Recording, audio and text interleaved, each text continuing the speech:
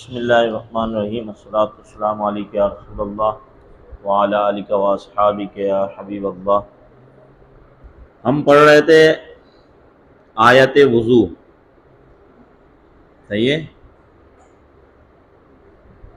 اب آیت وضو آپ حضرات کے سامنے اگر کھلی ہوئی ہو یا آپ کھول لیں اپنے سامنے آیت وضو کو، دے دیں۔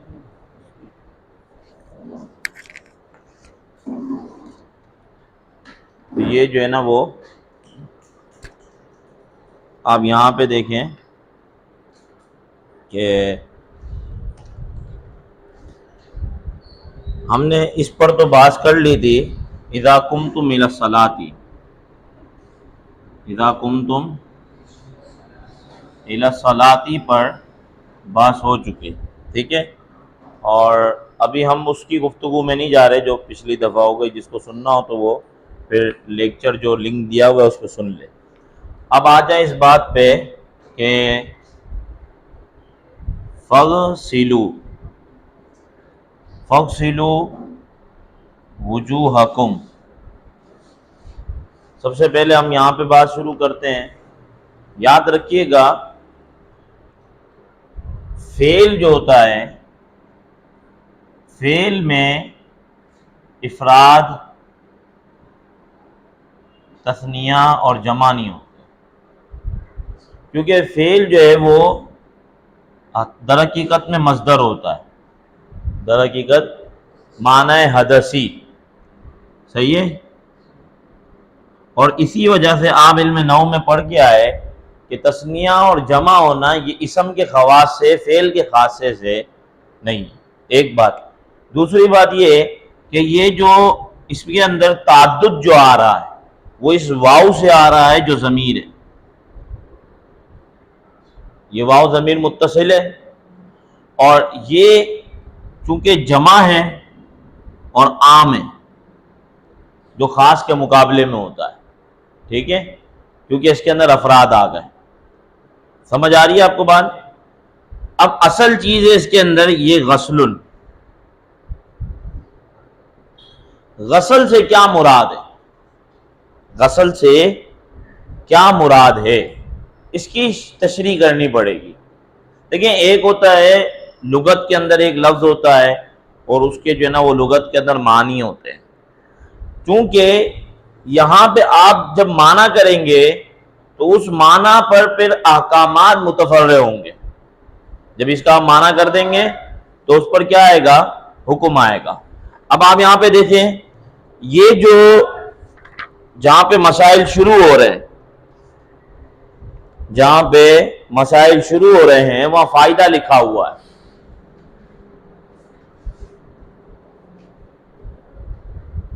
228 نمبر صفحہ ہے میرے پاس، تو جہاں مسائل فقہیہ شروع ہو رہے ہیں وہاں فائدہ لکھا ہوا ہے۔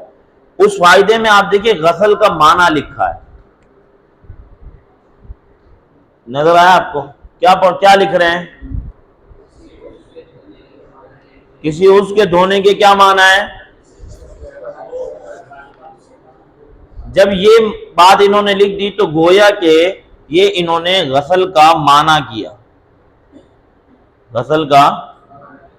اچھا، اب آپ کو فقہ کی کتابوں میں جو غسل کا معنی ملے گا وہ آپ کو ملے گا الاسالہ، اور مسح کا معنی ملے گا الاصابہ، صحیح ہے؟ لیکن اسالے کے اندر شرط ہے، اسالے کے اندر صرف اسالہ کافی نہیں، اسالۃ الماء مع تقاطری، اسالۃ الماء مع تقاطری، اس کا مطلب کیا ہوا؟ اسالۃ الماء مع تقاطر، اس کا کیا مطلب ہوا؟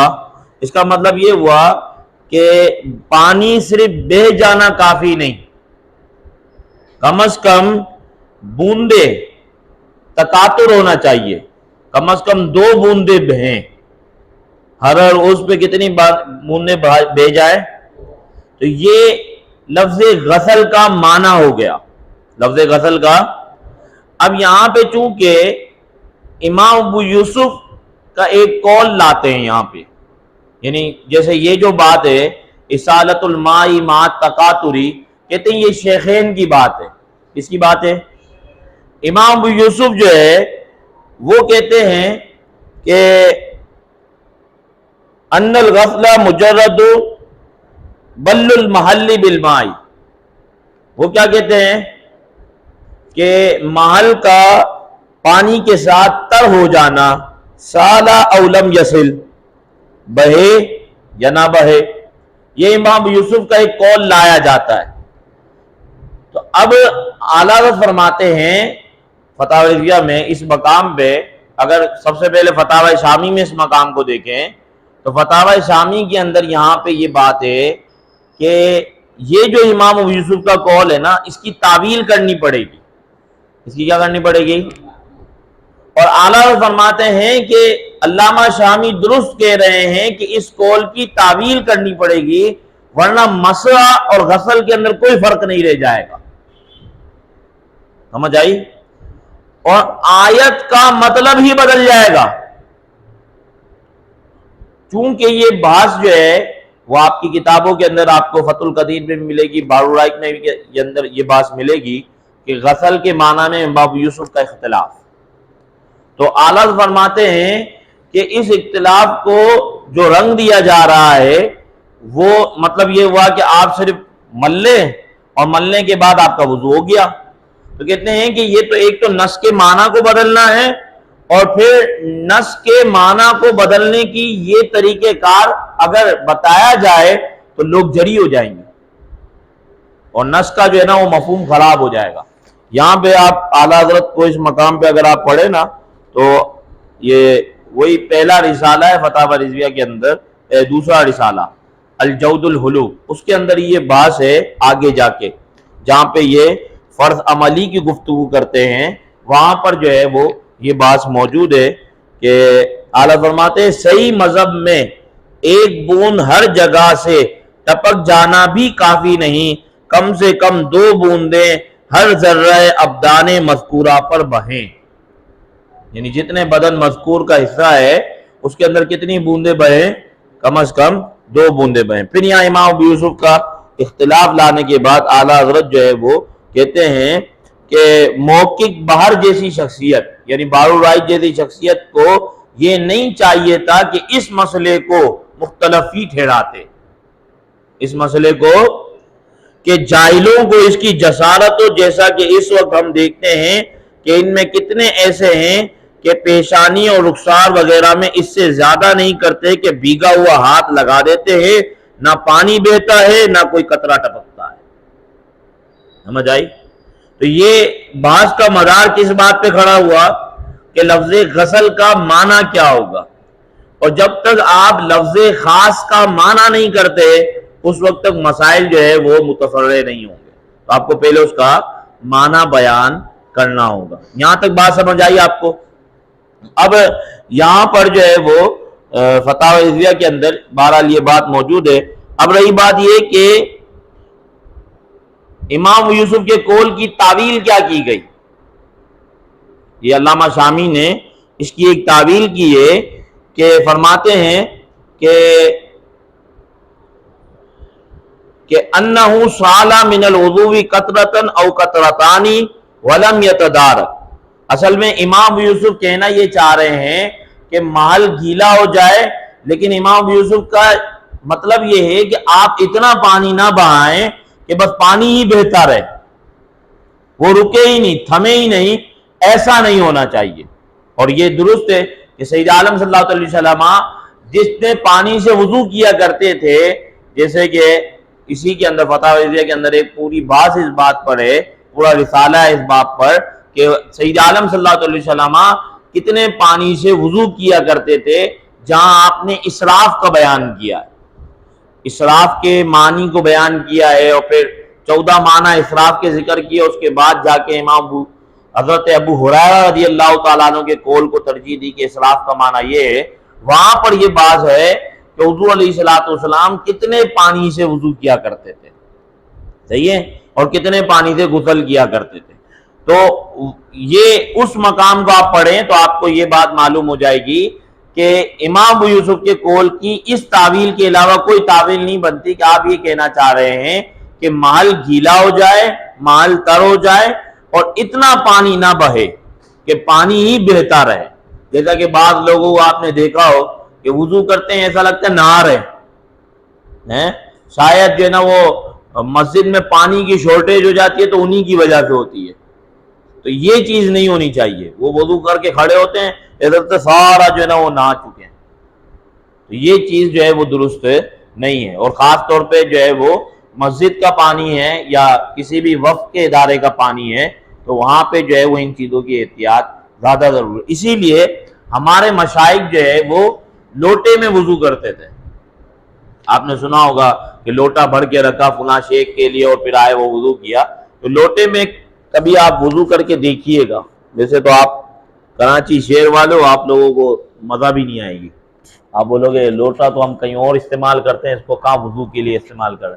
لیکن یہ کہ ہم نے گاؤں دیہات میں دیکھا ہے کہ وہاں پہ جو ہے وہ باقاعدہ لوٹے سے وضو کیا جاتا ہے. اور اس میں آپ وضو کرنے کا انداز دیکھ لیں نا کسی بزرگ کو تو آپ کو یہ قدر ہوگی کہ کتنے کم پانی کے اندر وضو کیا جا سکتا ہے، کتنے کم پانی کے اندر وضو کیا جا سکتا ہے. تو اس کو جو ہے نا وہ تھوڑا سا آپ دیکھیے، ملاحظہ کیجئے، اور اس سے فائدہ یہ ہوگا کہ اسراف سے جو ہے وہ بندہ بہرحال بچ جاتا ہے. جب جو ہے وہ کم پانی سے وضو کرنے کی عادت بن جاتی ہے تو اسراف سے بچ جاتا ہے. اب یہ تو ہم نلکے پہ وضو کرتے ہیں تو کتنا پانی ہم ضائع کر رہے ہوتے ہیں اس کا ہمیں احساس بہرحال نہیں ہے.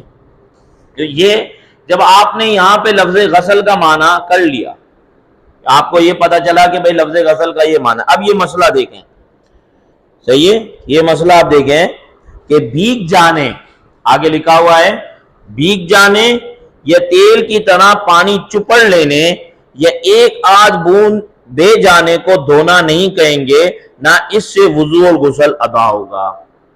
صحیح ہے. یہ مسئلہ کیوں نکلا کہ پہلے آپ نے لفظ خاص کا معنی کیا اور لفظ خاص کا معنی کرنے کے بعد اب یہ مسائل اس پر متفرق ہو. جیسے آپ جو ہے وہ شاشی کے اندر پڑھ کے آتے ہیں کہ جب آپ جو ہے وہ لفظ ثلاثہ کا معنی کرتے ہیں تو پھر آپ کہتے ہیں کہ بھئی عدت جو ہے وہ تین عدد پورا ہونا چاہیے. اب وہ 3 عدد پورا ہونا چاہیے تو آپ کہتے ہیں کہ اگر جو ہے نا وہ آخری حیض ہے، ناپاکی کی حالت ہے، تو اس میں جو ہے وہ عورت نکاح کر سکتی ہے یا نہیں کر سکتی. صحیح ہے. اسی طریقے سے عورت اس میں جو ہے وہ اس کی عدت پوری ہوئی یا نہیں ہوئی، پھر اس پہ جو ہے نا وہ دیگر مسائل کہ اگر اس میں شوہر اس کا مر گیا تو مرنے کے بعد جو ہے وہ اس کو ورثہ ملے گا یا نہیں ملے گا. اب ایک لفظ خاص کا معنی کرنے کے بعد آپ کے یہ مسائل نکلتے ہیں. صحیح ہے.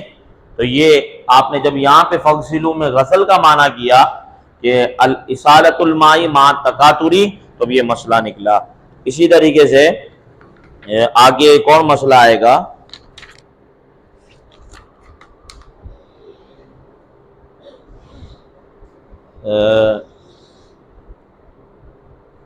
یہ ایک مسئلہ لکھا ہوا ہے کہ اگر کوئی بندہ جو ہے نا وہ برف کو ملے، برف کو اپنے ہاتھوں پر مل لے تو جو ہے وہ اس کا وضو نہیں ہوگا، کیونکہ اس کے اندر اصالہ نہیں پایا جاتا. برف کو ملنے سے اصالہ نہیں پایا جاتا. یہ اسی میں دیکھیں کہیں لکھا ہوا ہے.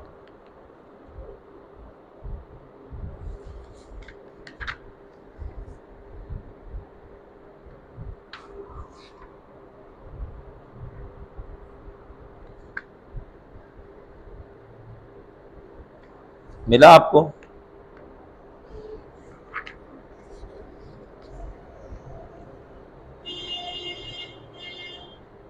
بہرحال یہ اس کو ہم دیکھ لینا آپ کو، ورنہ عربی کتابوں کے اندر تو لکھا ہوا ہے یہ مسئلہ کہ اگر کسی نے برف کو اپنے اوپر مل لیا تو اس سے وضو نہیں ہوگا. صحیح ہے. شاید یہ جو لکھا ہوا ہے نا بھیگ جانا یا تیل کی طرح چپڑ لینا، شاید یہی اسی کی وضاحت. اب آپ آ جائیں اس بات پہ کہ یہاں پہ یہ کیا لکھا ہوا ہے، اصالۃ الماء مع التکاثر.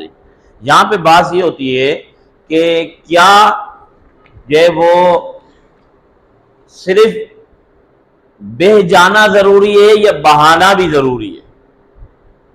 سمجھ آئی؟ یہ ایک بحث ہے. کہ صرف جیسے ہم کہہ رہے ہیں کہ پانی کو بہانا تکاتر کے ساتھ.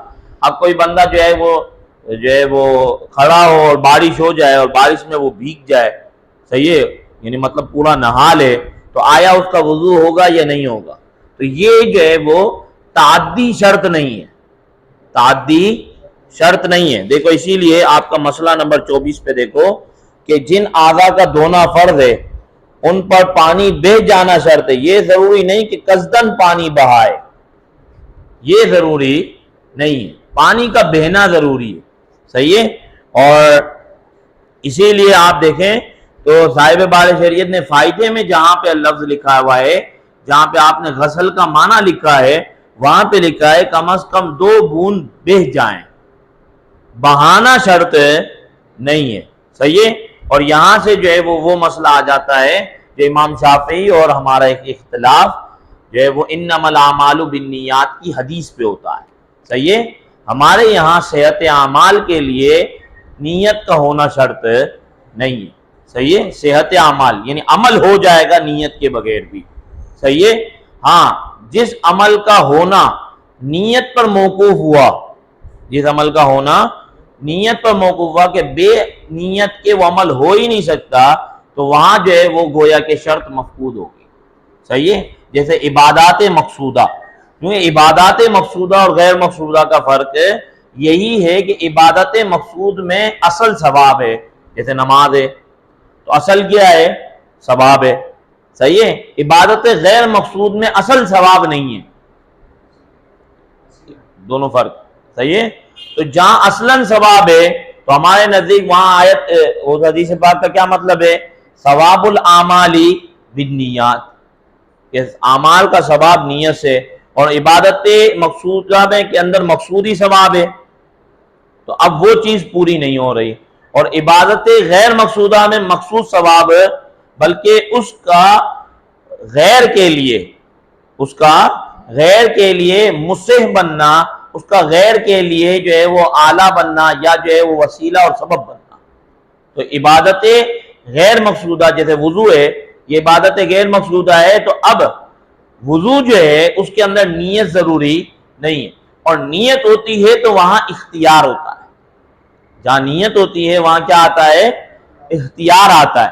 بغیر اختیار کے وہ کام نہیں ہوتا, بغیر ارادے کے وہ کام نہیں ہوتا. تو اب اگر یہ شرط ہو کہ بہانا, تو پھر تو وہ امام شافعی والا مذہب درست ہو جائے گا کہ نیت جیسے ضروری ہے ان کے یہاں پہ.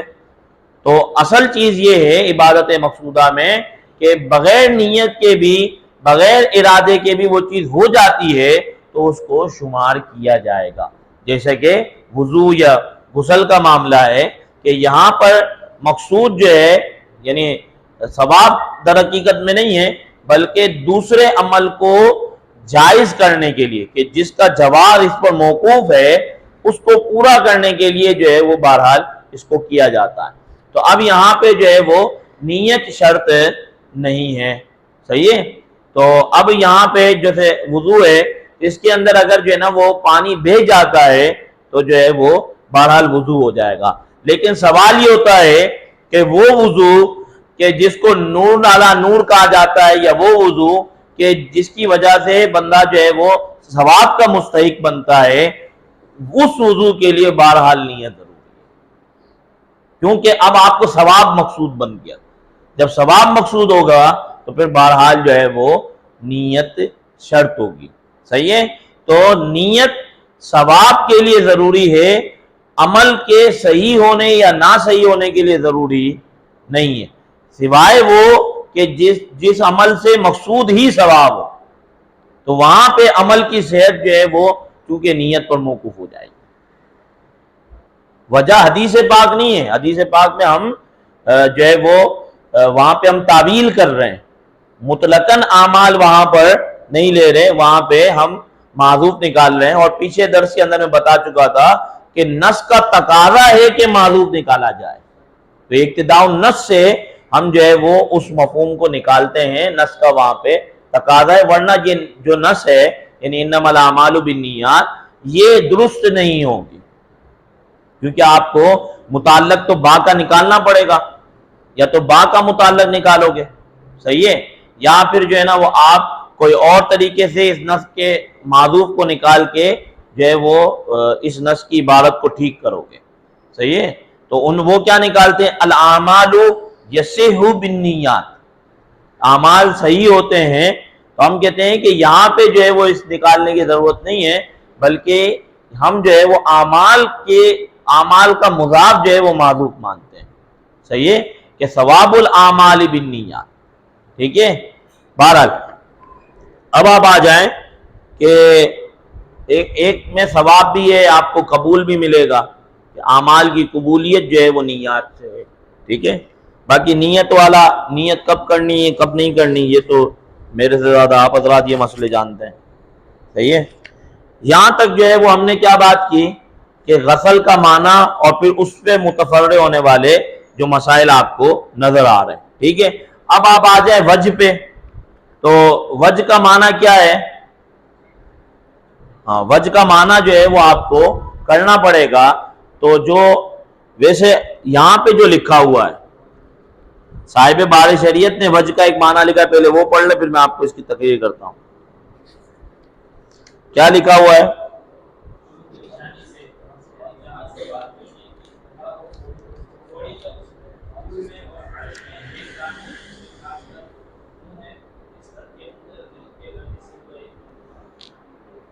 ابھی ہم آگے جا کے بحث کر رہے ہیں ایک مسئلے پر کہ فرض عملی اور فرض اعتقادی کے اوپر ہم گفتگو کر رہے ہیں۔ یہاں پہ جو صاحب بار شریعت نے اصلاً جو معنی کیا ہے نا وجہ کا، یہ وجہ کا وہ معنی ہے کہ جو فرض اعتقادی کے ساتھ فرض عملی کو بھی گھیر لیتا ہے، فرض اعتقادی کے ساتھ فرض عملی کو بھی شامل ہے۔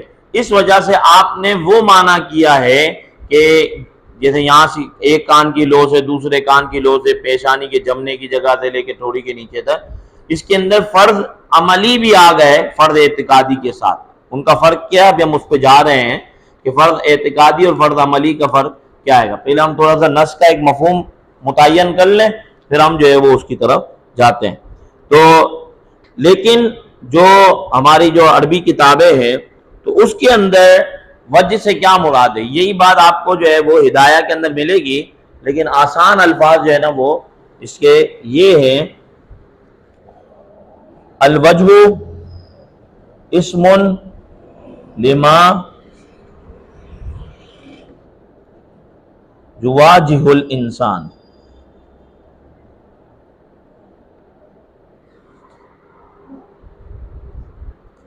یا ما یواجہ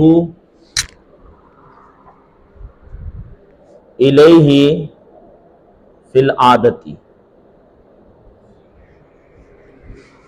آپ نے ہدایہ کے اندر پڑھا ہوگا کہ وجہ جو ہے وہ مواجہت سے ہے، اور پھر وہاں پہ اشتقاق کی ایک بحث نکلتی ہے کہ اشتقاق صغیر کبیر اور جو ہے نا وہ اصغر کی ایک بحث نکلتی ہے، اشتقاق صغیر کبیر اور اکبر کی ایک بحث نکلتی ہے۔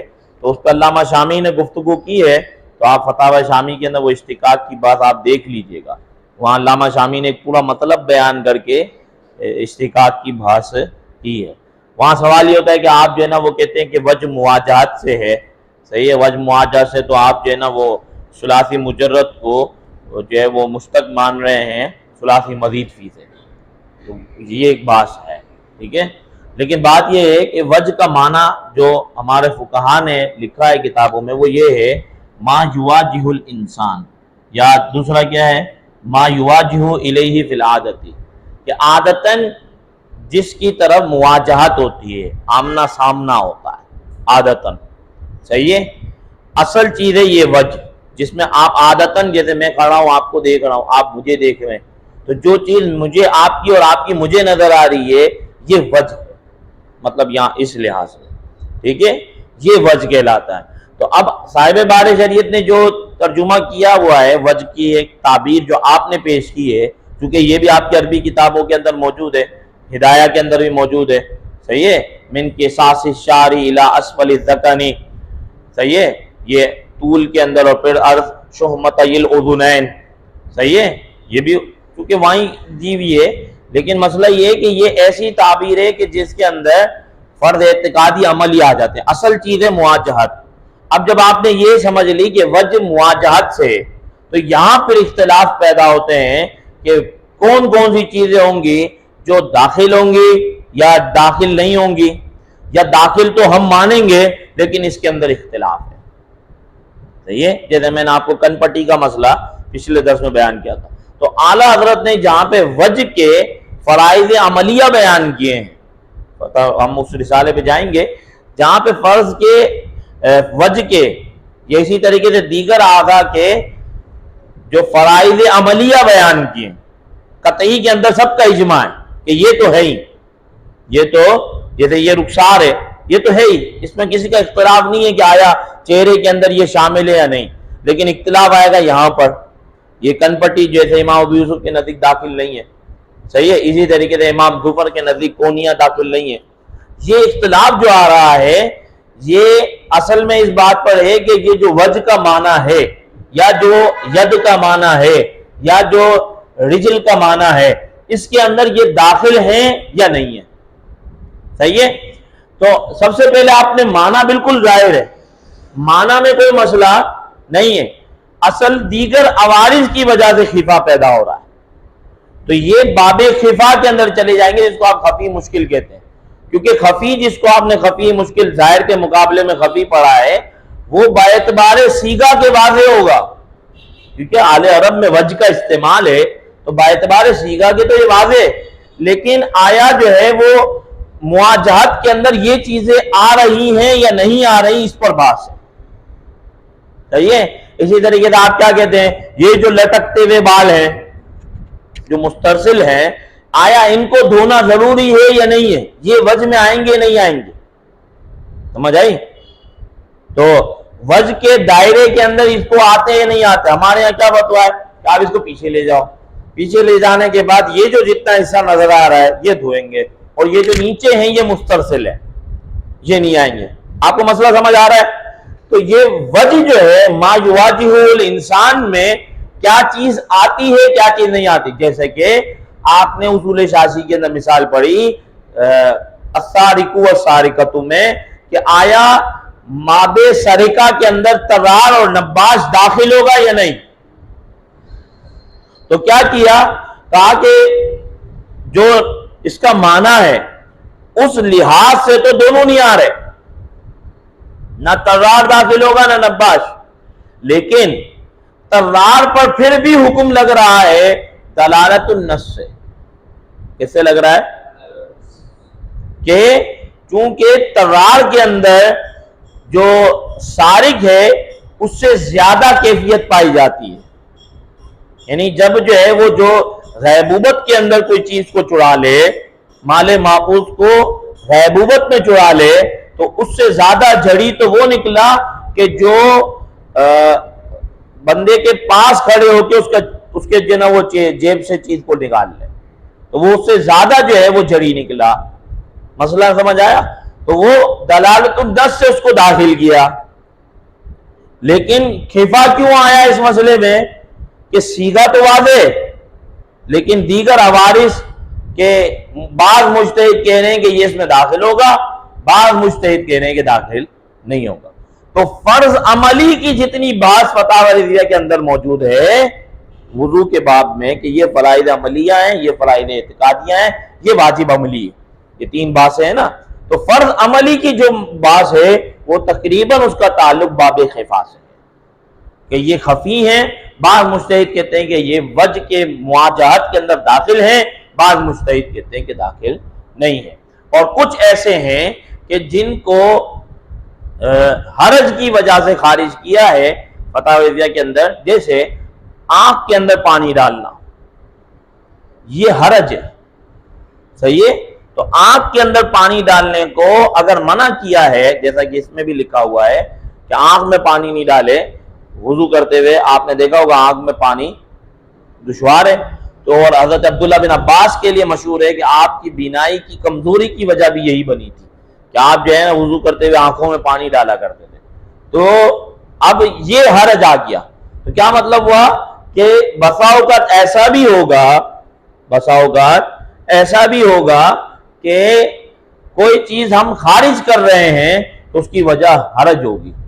ضرورت ہوگی، یہ بھی الگ چیزیں. مطلب ضروری نہیں ہے کہ کسی چیز کے خارج ہونے کی وجہ جو ہے وہ صرف لفظ خاص ہی بن رہا ہو کہ لفظ خاص کے دائرے میں آ رہی نہیں ہے. لفظ خاص کے دائرے میں آنے کے باوجود آنکھیں نظر نہیں آتی کیا میں، لیکن حرج کی وجہ سے یہ کیا ہو گئی، خارج ہو گئے. اچھا اب آپ سے آسان سوال کہ ہمارے یہاں یعنی احناف کے یہاں وضو میں ناک میں پانی ڈالنا اور منہ کے اندر کلی کرنا یہ فرض نہیں ہے، تو اس کی وجہ کیا بنے گی؟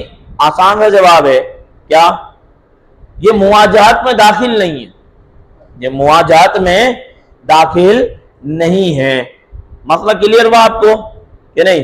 اور صاحب بار شریعت نے جو ڈیفینیشن کی ہے جو دیگر عربی کتابوں کے اندر موجود ہے، یہ فرض عملی کو شامل ہو جاتی ہے. صحیح ہے؟ بہرحال کسی مجتہد کا اجتہاد ہوتا ہے، اس میں اختلاف ہوتا ہے، جیسے جو ہے وہ کبھی امام یوسف کا ملے گا، کبھی جو ہے نا آپ کو امام ظفر کا مل رہا ہے، تو یہ اختلاف کی وجہ سے تو وہ فرض عملی کو کرنا ضروری ہوگا. فرض اعتقادی اور فرض عملی کا مطلب یہ ہے کہ اگر یہ آپ نے نہ کیا تو وہ چیز درست نہیں ہوگی. صحیح ہے؟ جیسے اگر آپ نے کسی چیز کو جیسے کونیوں کو چھوڑ دیا دھونا تو اب آپ کا وضو نہیں ہوا. صحیح ہے؟ فرض عملی کا یہ مطلب ہوتا ہے، یعنی عمل کے لحاظ سے فرض اعتقادی اور عملی برابر کے درجے میں. صحیح ہے؟ ہاں واجب عملی یہ ہوتا ہے کہ یہ مطلب یہ ہے کہ اگر نہیں کیا تو وہ عمل تو ہو گیا، بہرحال اس کے اندر کراہت لازم آ جائے گی. واجب عملی کا کیا مطلب ہے کہ اگر وہ اس کو چھوڑ دیا تو کراہت لازم آ جائے گی. جیسے کہ نماز کے اندر کیا، سورہ فاتحہ کو پڑھنا، ترک کرنے پہ کراہت لازم آئے گی. مسئلہ سمجھ آ رہا ہے؟ لیکن اگر فرض عملی ہوتا تو پھر نماز ہی نہیں ہوتی، فرض عملی ہوتا تو نماز ہی نہیں ہوتی. صحیح ہے؟ اسی طریقے سے حج کے اندر عرفہ، حج کے اندر عرفہ، یہ عرفہ جو ہے یہ فرض عملی ہے، فرض اعتقادی نہیں ہے. حج کے اندر جو عرفہ ہے، وقوف عرفہ، یہ فرض عملی ہے. اس کی وجہ ہم آتے کیسے؟ سمجھ آ رہی ہے؟ اب کسی نے عرفہ چھوڑ دیا، وقوف عرفہ نہیں کیا تو اس کا حج ہی نہیں ہوا. بات سمجھ آ رہی ہے؟ واجب عملی کیا ہوتا ہے کہ اگر اس کو چھوڑ دیا تو جو ہے وہ کراہت لازم آئے گی. جیسے کسی نے وقوف مزدلفہ چھوڑ دیا، وقوف مزدلفہ چھوڑ دیا یا رمی چھوڑ دی، اب مقابلے میں دم واجب ہو رہا ہے لیکن حج ہو گیا اس کا. طواف الزیارہ چھوڑے گا تو پھر وہی مسئلہ ہے، فرض کا مسئلہ ہے کہ طواف حج کے دو فرض ہیں، ایک وقوف عرفہ ایک طواف زیارہ ہے. سمجھ آ رہی ہے آپ کو کہ نہیں آ رہی؟ بہرحال یہاں تک جو ہم نے گفتگو کی، اب آپ کو یہ مسئلہ سمجھ آ گیا. صحیح ہے؟ تو یہاں پر آپ کو چونکہ صاحب بار شریعت نے جو تعریف لکھی ہے اس تعریف کے تناظر میں آپ یہ مسائل دیکھ لیں، پھر ہم جو ہے وہ دیگر اس پہ جاتے ہیں. تو یہاں پہ آپ دیکھیں کہ منہ شروع پیشانی سے تھوڑی تک طول میں اور عرض میں ایک کان سے دوسرے کان تک منہ ہے. اس کے اندر جلد کے ہر حصے پر ایک مرتبہ پانی بہانا فرض ہے. صحیح ہے؟ چونکہ امر جو ہے وہ تکرار کا فائدہ نہیں دیتا. ایک مرتبہ آپ نے پانی بہا لیا تو فَغْسِلُوا وُجُوهَكُمْ پہ عمل ہو گیا. سمجھ آ گئی؟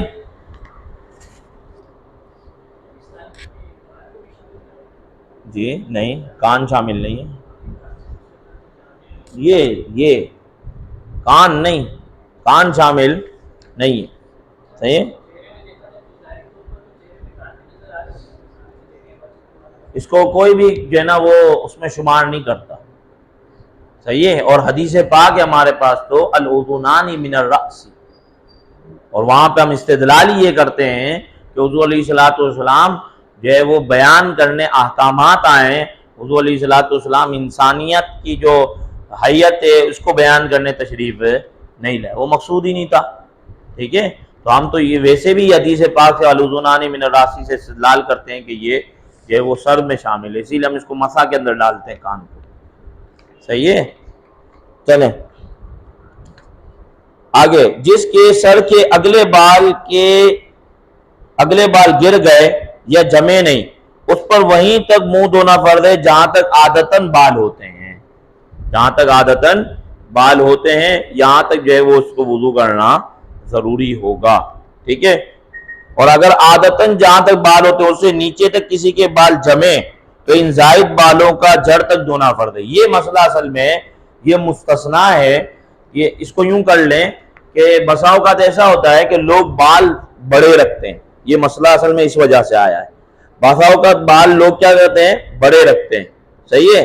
اب انہیں کہا جائے کہ جو ہے نا یہ ظاہر بالوں کو تو دھونا فرض نہیں ہے، اب وہ بال بڑے رکھنے کی وجہ سے یہ ابتدائی حصہ چھپ جاتا ہے، صحیح ہے، ابتدائی حصہ یہ چھپ جاتا ہے، تو اب اس کو دھونا تو ضروری ہے، لیکن جس کے بال عادتاً جمنے کی جگہ کے نیچے سے جم رہے ہوں تو اس کو بھی کہتے ہیں کہ تو اوپر تک دھو، جڑ تک۔ کیوں؟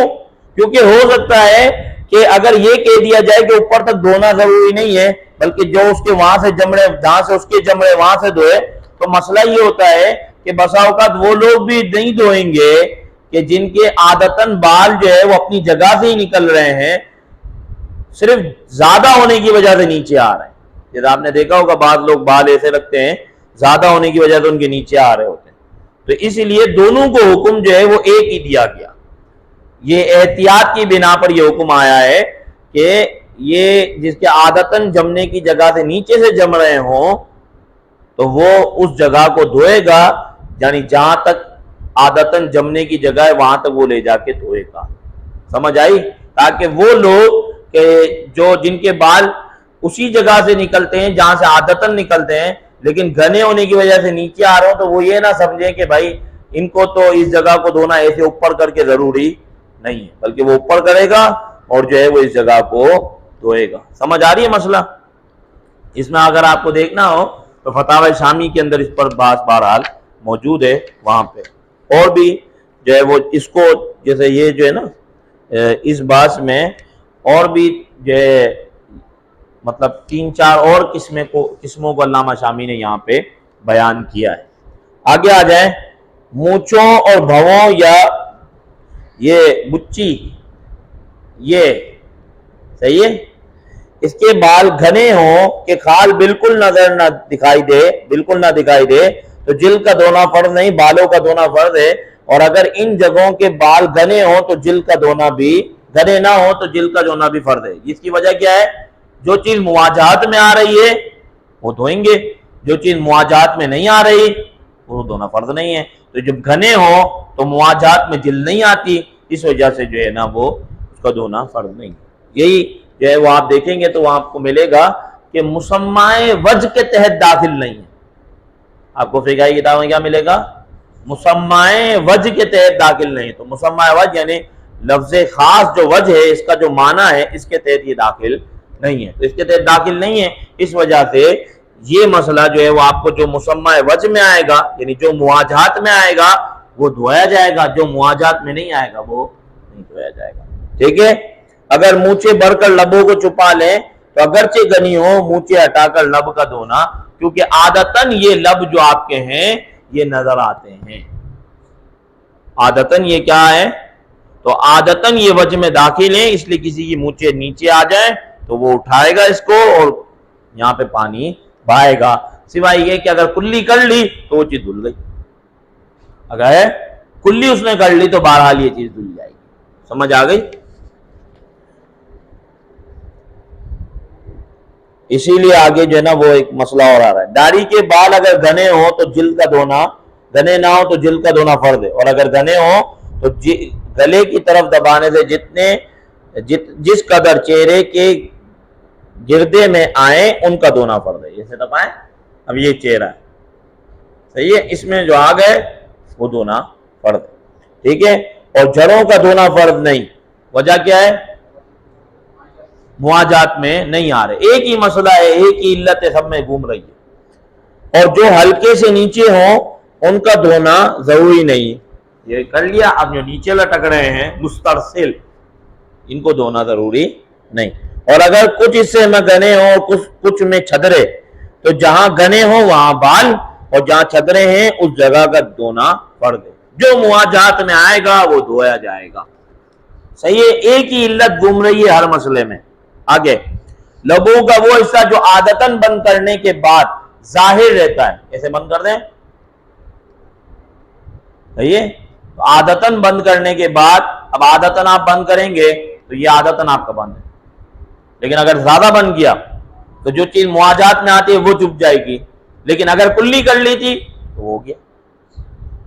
اگر کلی کر لی، کیونکہ شرط کیا ہے؟ بہنا، بہانا شرط ہے، وہ تو کلی میں بہہ گیا اس پہ پانی. سمجھ آ رہی ہے؟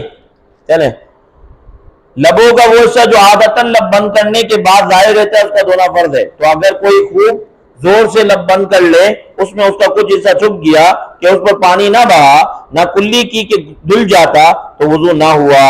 ہاں، کلی کی کہ دھل جاتا، کلی نہ کی، صرف چہرہ دھو رہا ہے، اب زور سے بند کرے گا تو مسئلہ لازم آئے گا. صحیح ہے، نہ کلی کی کہ دھل جاتا، کہ کلی میں یہ چیز بہرحال آپ کی جو ظاہر لب ہے وہ بھی دھل جاتا ہے کلی میں. ہاں، وہ حصہ جو عادتاً منہ بند کرنے میں ظاہر نہیں ہوتا اس کا دھونا فرض بھی نہیں ہے. جیسے یہ آپ کے یہ جو عادتاً ہے، یہ آپ ہونٹ بند کرنے کے بعد پیچھے جو تر والا مقام ہوتا ہے یہ خشک ہوتے ہیں، اندر تر ہوتا ہے، یہ تر دھونا کیوں؟ کسی کو دیکھے نا بے وقوف وہ اس طریقے سے کر رہا ہو تو اس کو بولے بھائی مزید کا پانی ضائع نہ کرو. صحیح ہے، چلے آگے. رخسال اور کان کے بیچ میں جو جگہ ہے جسے کن پٹی کہتے ہیں، اس کا دھونا فرض ہے. اب اس فرض کے اوپر آپ لکھ لیں عملی. ویسے تو فتاوی رضویہ سے میں آپ کو بتا رہا ہوں، لیکن بہرحال اس پہ لکھ لیں یہ فرض عملی، ایک نشاندہی کے لیے کہ بعض اعمال اوپر بھی گزر گئے، کچھ فرض اعمالی، کچھ فرض عملی ہیں. صحیح ہے.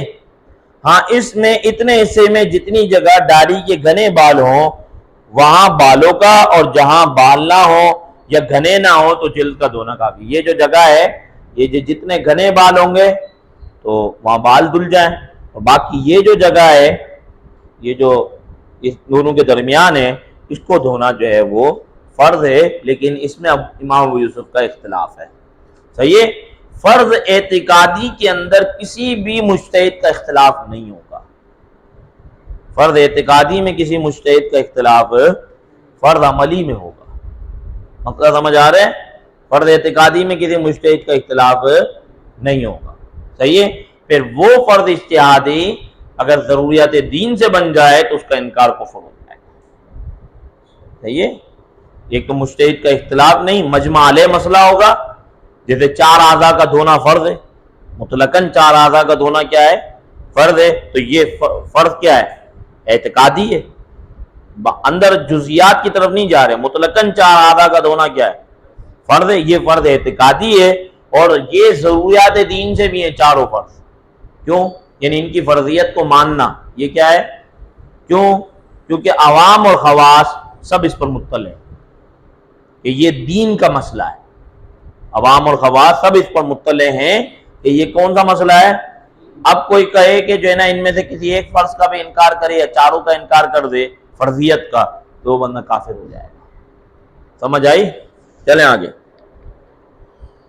نت کا نقصان، اگر بند نہ ہو تو اس میں پانی بہانا فرض ہے. اگر تنگ ہو کہ تو پانی ڈالنے میں نت کو حرکت دے، ورنہ ضروری نہیں. یہ وہ جو عورتوں کا مسئلہ ہے. ٹھیک ہے، یہ جو عورتوں کا سوراخ والا مسئلہ ہے یہ وہ ہے. صحیح ہے. آگے آ جائیں.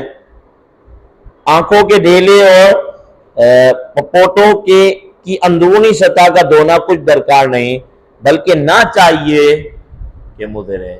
تو یہ حرج کی وجہ سے اس کا استثناء ہے. صحیح ہے، مطلب ضرر ہے اس کے اندر. تو قاعدہ کیا ہے؟ بلکہ حدیث پاک کے الفاظ ہے لا ضرر ولا ضرار فی الاسلام. یہ قاعدہ بھی آپ کا الاشباہ والنظائر کے اندر موجود ہے. لکھ لیں اس کو بھی کہیں، لا ضرر ولا ضرار فی الاسلام. نہ نقصان اٹھانا ہے نہ نقصان دینا ہے اسلام میں.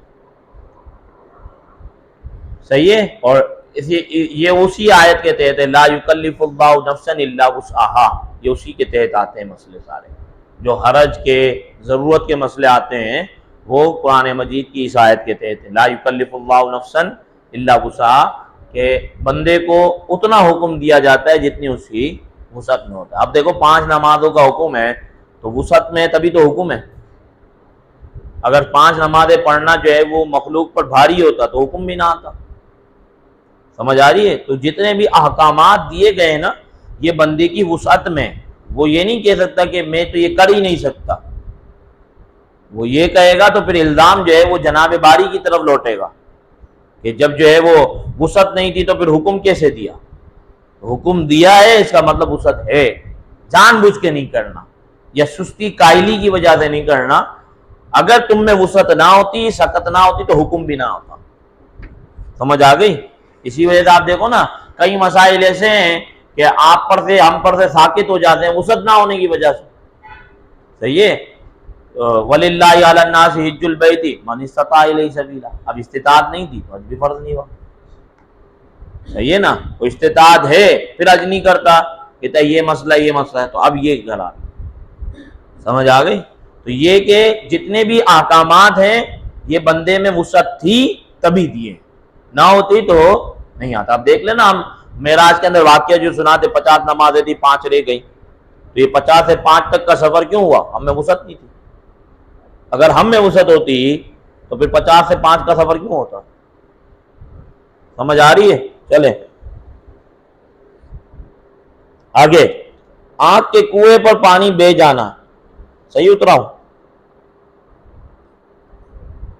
ہاں، آنکھ کے کنویں پر پانی بہانا فرض ہے مگر سرمے کا جرم منہ دھوتے وغیرہ گیا. منہ دھوتے وقت آنکھیں زور سے میچ لیں کہ پلک کے متصل ایک خفیف سی تحریر بند گئی اور اس پر پانی نہ بہا اور وہ عادتاً بند کرنے سے ظاہر رہتی ہو تو وضو ہو جائے گا. مگر ایسا کرنا نہیں چاہیے کہ اگر کچھ زیادہ دھلنے سے رہ گیا تو وضو نہ ہوگا. یہ اس مسئلے پہ بتاؤ اس کے اندر بہرحال موجود ہے، اس میں اختلاف ہے. یہ جو آپ جو ہے نا وہ اس کو بند کریں نا تو یہ یہاں پہ خفیف سی تحریریں بنتی ہے. صحیح ہے؟ یہ خفیف سی یہاں تحریریں بنتی ہیں. تو اس میں آیا جو ہے وہ ایسے بند کرنا کہ یہاں خفیف سی تحریریں بن جائے یا زور سے بند کر لینا، کیونکہ یہ انسان کی طبیعت کے اندر داخل ہے کہ جب انسان جو ہے وہ کوئی چیز منہ پہ ڈالے گا نا تو یہ اس کی تحریریں بن جائیں گی. اس کو روکنا بہت مشکل کام ہے. کبھی آپ ٹرائی کر کے دیکھنا کہ آپ کی تحریریں نہ بنے اور بالکل آپ جیسے ہی آپ ہاتھ قریب کریں گے نا منہ پہ دھونے کے لیے یہ آپ کی بن جائیں گے. صحیح ہے؟ تو گویا کہ اس کے اندر بھی ایک طرح کا ضرر پایا جاتا ہے. اس لیے کہا کہ اگر خفیف سی تحریریں بن گئیں اور پانی نہیں پہنچا تو بہرحال وضو ہو جائے گا. سمجھ آئی؟ دیکھیں دوبارہ پڑھ لیں. منہ دھوتے وقت آنکھیں زور سے میچ لی کہ پلک کے متصل ایک خفیف سی تحریر بند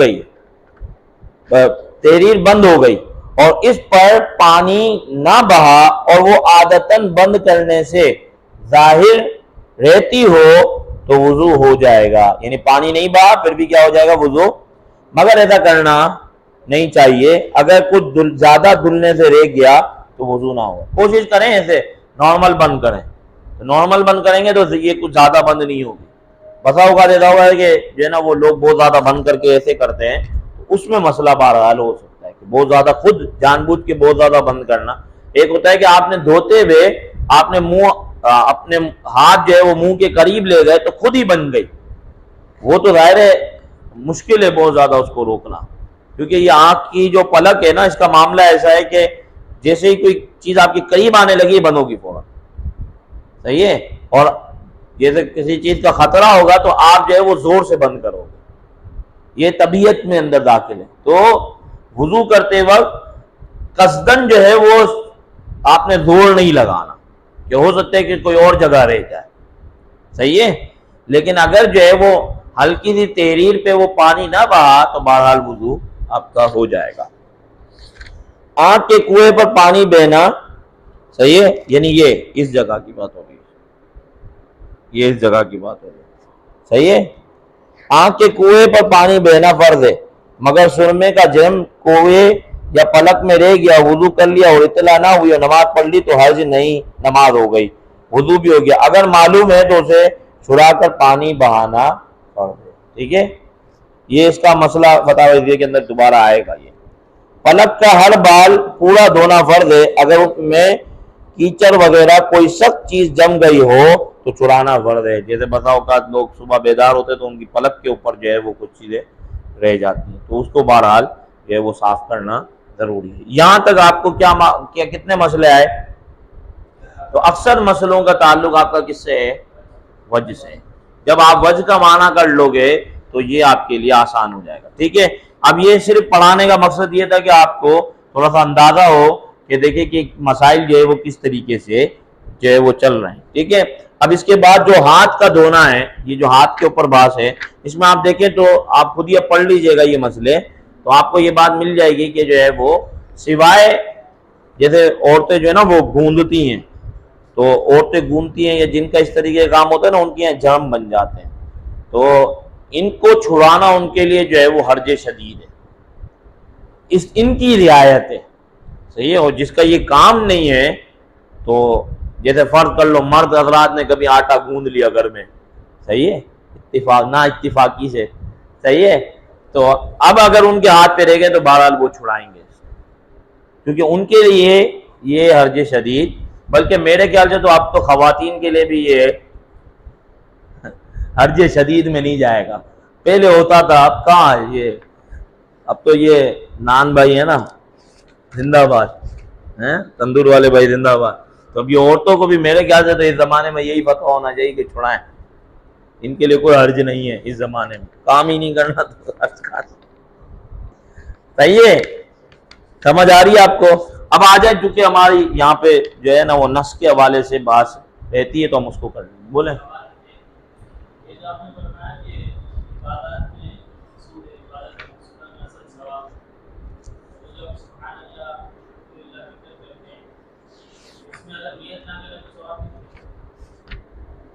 مطلب سبحان اللہ الحمدللہ کا مطلب کیا ہے؟ ذکر کرتے ہیں. دیکھیں نیت میں اصل چیز کیا ہے؟ نیت کیا ہے؟ نیت بتائیں.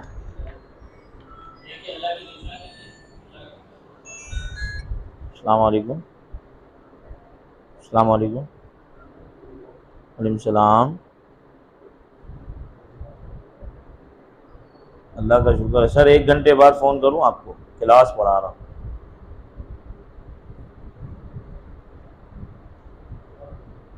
ارے میں کرتا ہوں، واقعی کرتا ہوں، 4:30 بجے کرتا ہوں.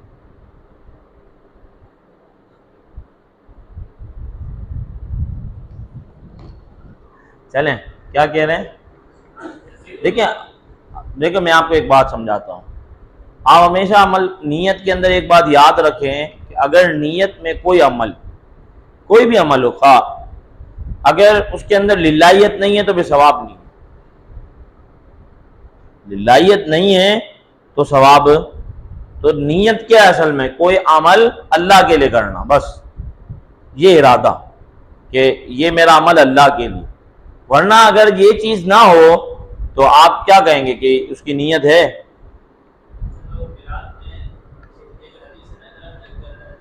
ہاں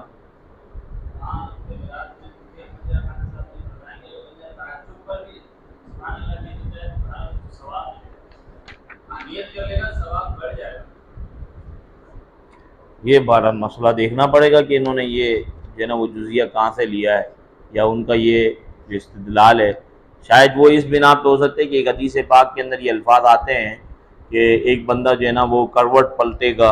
امام راضی نے وہ حدیث لکھی ہوئی ہے. ایک بندہ جو ہے نا وہ کروٹ پلٹے گا اور اس میں جو ہے نا اس نے اللہ کہہ دیا ہوگا، کل بروز قیامت وہ کروٹ پلٹتے وقت اللہ کہنا اس کا جو ہے نا وہ بخشش کا ذریعہ بن جائے گا. حالانکہ وہ اس کو تو پتہ ہی نہیں ہو، تو کروٹ بدل رہا تھا نیند کے اندر. تو یہ ہو سکتا ہے کہ ان احادیث سے انہوں نے استدلال کیا ہو کہ اگر جو ہے نا وہ کوئی مطلب قصدن نہیں بلا قصد اس طریقے کے جملے کہہ دیتا ہو تو اس پر جو ہے وہ ثواب متفرع ہوتا ہو. لیکن بہرحال ہم جو ہے وہ جس مسئلے میں گفتگو کر رہے ہیں تو اس کے اندر تو بہرحال جو ہے وہ مطلب اگر آپ جو ہے وہ ثواب کی نیت یا عبادت کی نیت یا جو ہے وہ عمل کے جیسے للہیت والا عنصر نہ ہو تو یہ اعمال تو سارے برباد ہو جائیں گے. اصل چیز عمل کے اندر للہیت ہے. آپ کو ابھی میں تو صوفیہ کے میدان میں نہیں جا رہا، ابھی تو ہم یہاں پہ رہتے ہیں، ورنہ صوفیہ کہتے ہیں کہ یہ جو نماز ہے یہ آپ کیا سمجھتے ہیں کہ جو نہ صرف شروع میں نیت کر لی ہو گئی نماز، وہ کہتے ہیں انتہا تک نیت ہونی چاہیے، یہ نیت نماز کے ہر جو ہے وہ اس کے اندر ہونی چاہیے۔ بہرحال اللہ کی رحمت سے کوئی چیز بعید نہیں ہے، یہ کہ ثواب جو ہے وہ اس کے خزانے میں کسی چیز کی کمی نہیں ہے، لیکن بہرحال یہ مسئلہ جو ہے نا آپ مجھے وہ بھیج دینا تو اس کو میں دوبارہ دیکھتا ہوں کہ وہاں پہ جو ہے نا وہ ظاہر ہے ملا علی قاری نے کچھ تو لکھا ہوگا اس مقام میں۔ یہ بہرحال اصل چیز نیت کے اندر للہیت ہے، مطلب کوئی عمل اللہ کے لیے، صحیح ہے، ورنہ جو ہے اگر یہ چیز آپ مطلب للہیت والا عنصر مائنس کرتے ہیں نا تو اب دو چیزیں ہیں، یا تو بلا قصد کیا یا قصدن کیا، دو عمل ہے نا، یا تو بلا قصد کیا یا قصدن کیا۔ بلا قصد کوئی عمل کیا ہے تو آپ جس کی حدیث پڑھ رہے ہیں اس میں قصد تو کہیں سے نہیں ہے، صحیح نا، وہ چیز قصد یعنی بلا قصد بھی ہے، اور اگر جو ہے وہ قصدن ہے اور نیت یعنی للہیت نہیں ہے پھر تو جو ہے وہ ریاکاری ہے، اگر جو ہے وہ للہیت نہیں ہے اس عنصر میں پھر تو ریاکاری ہے، صحیح ہے، یا جو ہے وہ ریاکاری نہ ہو، جیسے عادتاً بہت سارے ہم عمل کرتے ہیں جس میں جو ہے وہ للہیت نہیں ہوتی شامل تو اس میں ثواب بھی نہیں ملے گا آپ کو، صحیح ہے، اور آپ جس حدیث کی یعنی جو مثال آپ پیش کر رہے ہیں تو یا جو میں نے حدیث پاک ابھی بتائی تو اس میں کوئی چیز قصدن نہیں ہے، بغیر قصد کے ہو رہی ہے، صحیح ہے، اور بغیر قصد پہ، اور جسے آپ نے حوالہ پڑھا تو اس میں مفتی صاحب فرما رہے ہیں کہ جو ہے وہ اگر وہ نیت کر لے تو اگر وہ تو یہ جو ہے وہ اس طرف اشارہ ہے کہ وہاں جو عمل آپ نے بغیر قصد کیا اور اس میں ذکر ہے تو شاید وہ اس پہ کہہ رہے ہیں کہ اس پہ ثواب بندے کو ملے گا، لیکن عمل بہرحال اس کا بغیر قصد ہے، صحیح ہے، چلیں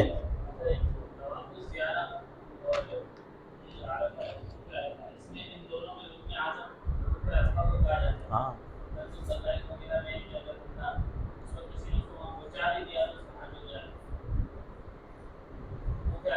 جی جی جی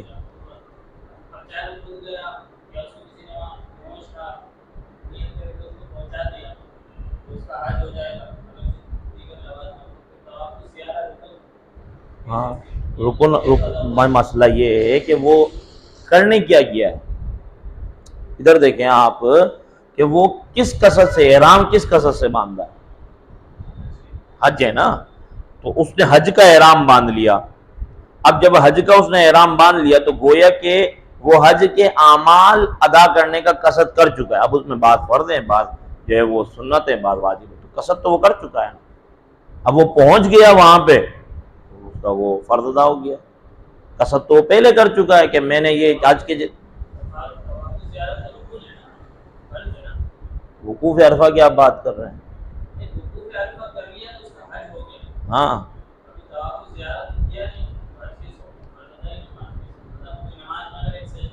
نہیں ہم کہاں کہہ رہے ہیں کہ اس کا حج مکمل ہو گیا طواف زیارت کے بغیر، کہاں، نہیں طواف زیارت کے بغیر اس کا دوسرا فرض رک جائے گا، تبھی تو وہ مسئلہ ہے کہ کوئی عورت جو ہے نا وہ حیض کے عالم میں چلی جائے تو اس پہ یہی تو مسئلہ ہے کہ جو ہے وہ جب تک وہ طواف زیارت نہیں کرے گی اس کا حج ادا نہیں ہوگا، پھر اس کے اندر ایک تعویل پیش کی جاتی ہے، وہ یہ ہے کہ وہ اسی عالم میں کر لے اور جو ہے وہ قربانی دے، بدنہ سات جانور ذبح، 7 قربانی، یہ بدنہ دے وہ، یہ مسئلہ کیوں لکھا گیا؟ یہ لکھا ہے کہ اگر اس نے طواف زیارت نہیں کیا تو اس کا حج نہیں ہوا، طواف زیارت کرے بغیر چلی گئی تو واپس آئے گی طواف زیارت کرنے کے لیے، طواف زیارت کر لیتی ہے تو پھر بھی جو ہے وہ بہرحال چلے جانے کی وجہ سے دم کی صورت اس پہ لازم ہوگی، اگر وہ پاک ہونے کے بعد دوبارہ آتی ہے، میقات سے باہر جانے کے بعد دوبارہ آتی ہے تو بہرحال جو ہے وہ طواف زیارت کرے گی تو ہی اس کا حج مکمل ہوگا، لیکن اس کو دم پھر بھی دینا ہوگا، وہ چلی گئی سالم، سمجھ آئی؟ تو طواف زیارت کے بغیر تو حج ہے ہی نہیں پورا، مطلب ایسا نہیں ہے کہ یہ واجب ہو کہ جو ہے جیسے طواف وداع ہے، طواف وداع واجب ہے.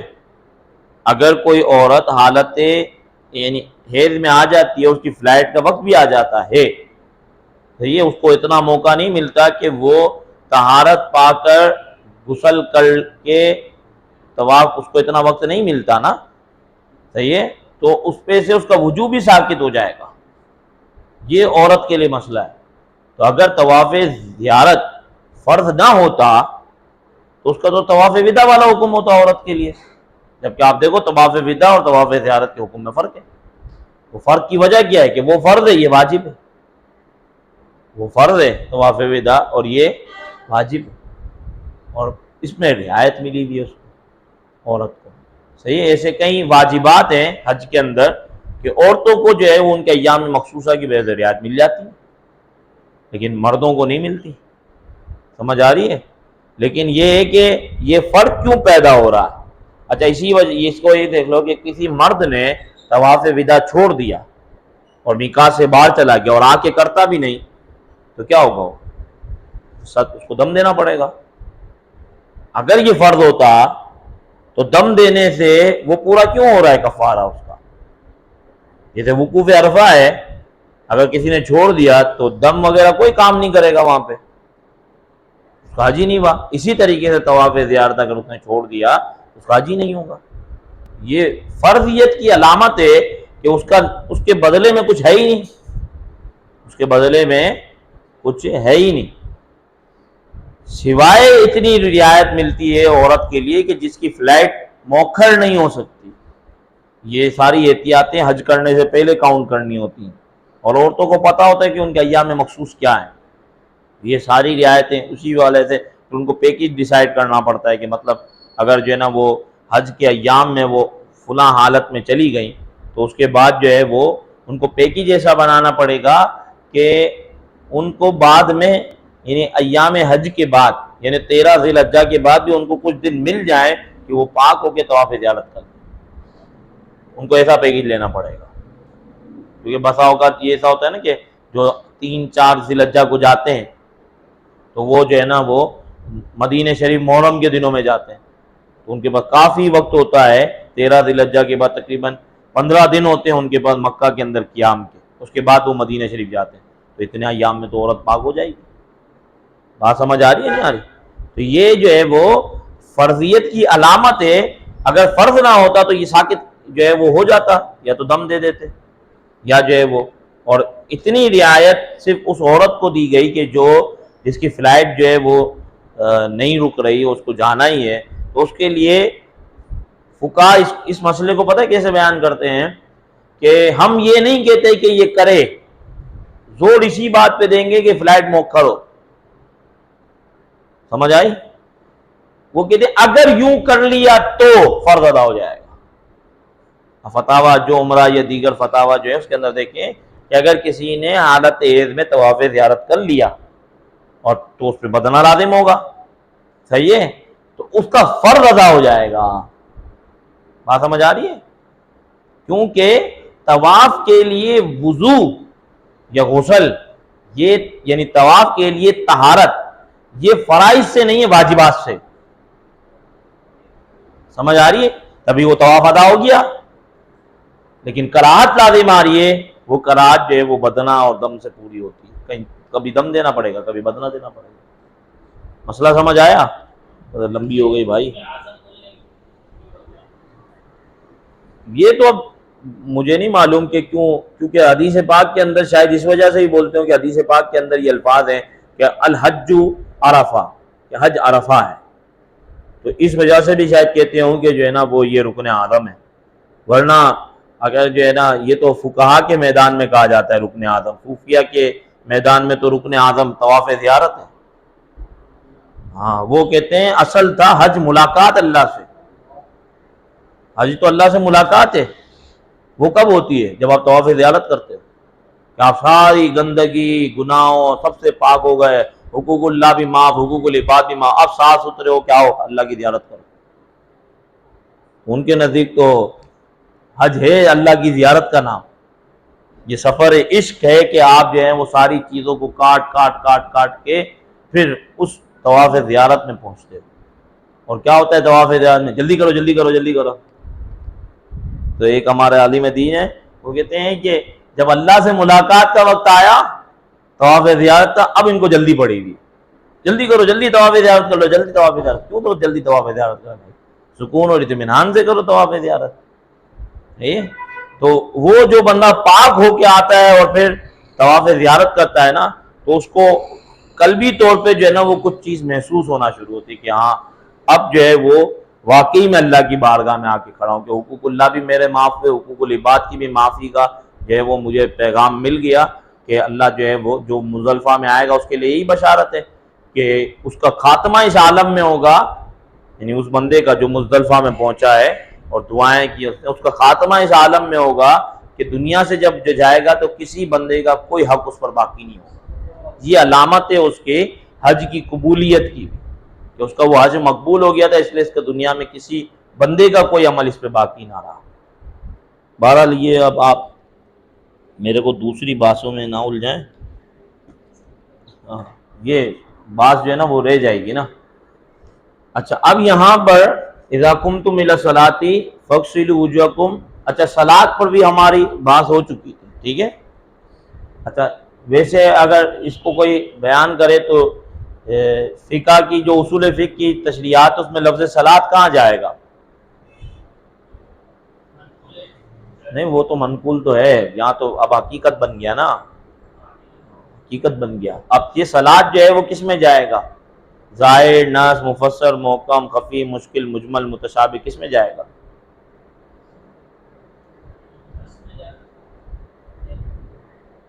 لفظ صلاۃ یہ اصلاً مجمل ہے، لیکن اس کا بیان شافی آ چکا ہے، بیان شافی اس کا آ چکا ہے، اس لیے یہ مفسر کے یا بسا اوقات محکم کے درجے میں کھڑا ہوگا.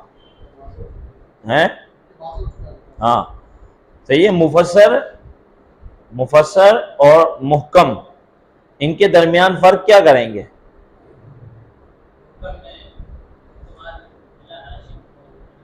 نہیں کیا ہو گیا، وہ تو ظاہر کی بات ہے صرف. ہاں مفسر میں یہ ہوتا ہے کہ احتمال بلا ناشی ان دلیل بھی نہیں ہوتا، وہ ایک اور نسخ کا مسئلہ ہے کہ مفسر اور محکم میں فرق یہ ہے کہ مفسر نسخ کا احتمال لگتا ہے اور محکم، لیکن شارع علیہ الصلوۃ والسلام کے تشریف لے جانے کے بعد یہ بات بھی ختم ہو گئی. صحیح ہے. اب جو ہے وہ مفسر اور محکم باعتبار درجے کے ایک ہی معنی میں کھڑے ہوئے. سمجھ آ گئی؟ جو فرق تھا وہ بہرحال اس زمانے میں تھا اور وہ ختم ہو گیا. صحیح ہے. اب یہ جو رفع الیدین والا مسئلہ ہے یہ کس میں جائے گا؟ جب ہم منسوخ کہہ دیتے ہیں کہ بھئی رفع الیدین سنت منسوخہ ہے، تو جب ہم نے سنت منسوخہ کا قول کر دیا تو یہ کیا ہو گیا کہ یہ اب وہ نماز کہ جس میں یہ سنت منسوخہ شامل ہے، تو یہ جو ہے وہ حضور علیہ السلام کی حیات طیبہ کی آخری نمازوں میں ہم شمار کرتے ہیں، اور اس کے بعد جو ہے وہ جب سید عالم صلی اللہ علیہ وسلم کا وصال با کمال ہو گیا تو اب یہ جو نماز ہے وہ محکم بن گئی. سمجھ آ گئی؟ یعنی مفسرہ بھی یہی ہے، محکم بھی یہی ہے. بہرحال اتنی بات ہے کہ جو اختلاف ہے اس کی بنیاد اس پر کھڑی ہے کہ یہ سنت منسوخہ ہے یا نہیں. اختلاف کی بنیاد کس پہ کھڑی ہوئی ہے کہ رفع الیدین سنت منسوخہ ہے یا نہیں. آپ بتاؤ سنت کے ترک سے نماز ہو جائے گی یا نہیں ہو جائے گی؟ تو پھر اتنا زور لگانا رفع الیدین رفع الیدین رفع الیدین، یہ تو بلا محل ہے، یہ اس کا مال ہی نہیں بنتا. یہ تو سنت ہے یا نہیں ہے اس میں اختلاف ہے. نماز میں ہاتھ کہاں باندھنا ہے یہ جو اختلاف آتا ہے، ٹانپ کے نیچے باندھنا ہے سینے پر باندھنا ہے، تو سنت کا اختلاف ہے نا. سنت کے اختلاف سے وہ اتنا زور دے دینا کہ گویا کہ جو ہے وہ، اور اب کوئی اگر جو ہے نا وہ انجینئر مرزا کو سنتا ہے، میں ایک بہت بڑا فیکٹ بتا رہا ہوں، انجینئر مرزا کا سب سے بڑا مسئلہ یہ ہے کہ یہ ادلہ سمیہ پر کبھی گفتگو ہی نہیں کرے گا. جب وہ ادلہ سمیہ پر گفتگو کرنے بیٹھ جائے گا اس کا دماغ خود شارٹ ہو جائے گا کہ یہ کیسی کیسی باتیں کر چکا ہے. پیچھے لوٹ رہی ہے. صحیح ہے. تو یہ بیچارہ مطلب جو ہے نا وہ ایک ہوتا ہے نا کہ احساس کمتری کا شکار. ایسے لوگ ہوتے ہیں کہ جیسے بعض لوگ کیا ہوتے ہیں کہ وہ یہ چاہتے ہیں کہ ہم بس جس بھی مکتب فکر کے اندر جس بھی گروپ میں آئے نا ہم جلدی آسمان کی بلندیوں کو چھونا شروع کر دیں. یہی ہے. اب وہ دیکھتے ہیں کہ بھائی یہ فرقے والے تو میرے کو گھاس نہیں ڈال رہے تو دوسرے فرقے میں چلے جائیں گے. پھر وہاں جا کے دیکھے گا کہ وہ لوگ بھی وہ فلاں کو مانتے ہیں میرے کو تو نہیں مان رہے. پھر تیسرے میں. صحیح ہے. اب اس نے کیا طریقہ نکالا, سب کو گندا کر دو. سب کو کیا کر دو. اب جب سب کو گندا کیا تو لوگوں نے اس کو ماننا شروع کر دیا. صحیح ہے. اب لوگ وہ کہا نا کہ بھائی تمہارا بھی تو فرقہ ہے اسٹوڈنٹ فرقہ, یہ بھی تو پورا فرقہ بن گیا نا. اسٹوڈنٹ کہتے ہیں نا, جیسے یہاں پہ جو ہے نا وہ کوئی حنفی کہلاتا ہے کوئی شافعی کہلاتا ہے, وہاں اسٹوڈنٹ کہلاتے ہیں. صحیح ہے. تو یہ بھی تو پورا فرقہ بن گیا. نہیں کہتے ہیں فرقے کے لیے مسجد ہونا ضروری ہے. تو گامدی کی کون سی مسجد ہے؟ گامدی کی کوئی مسجد ہے؟ وہ کہتے ہیں فرقے کے لیے مسجد ہونی چاہیے, نماز جو ہونی چاہیے, اور ہمارے اسٹوڈنٹ تو ہر جگہ نماز پڑھ لیتے ہیں. تو ایسے تو کئی لوگ ہیں وہ سب جگہ جو ہے وہ نمازیں پڑھ لیتے ہیں. صحیح ہے. تو اس کا یہ مطلب تو نہیں کہ وہ کسی فرقے سے تعلق نہیں رکھتے. ہمارے بزرگوں نے تو پہلے کہا تھا جو کہے کہ میرا کسی فرقے سے تعلق نہیں ہے وہ خود ایک فرقہ ہے, وہ خود ایک فرقہ ہے.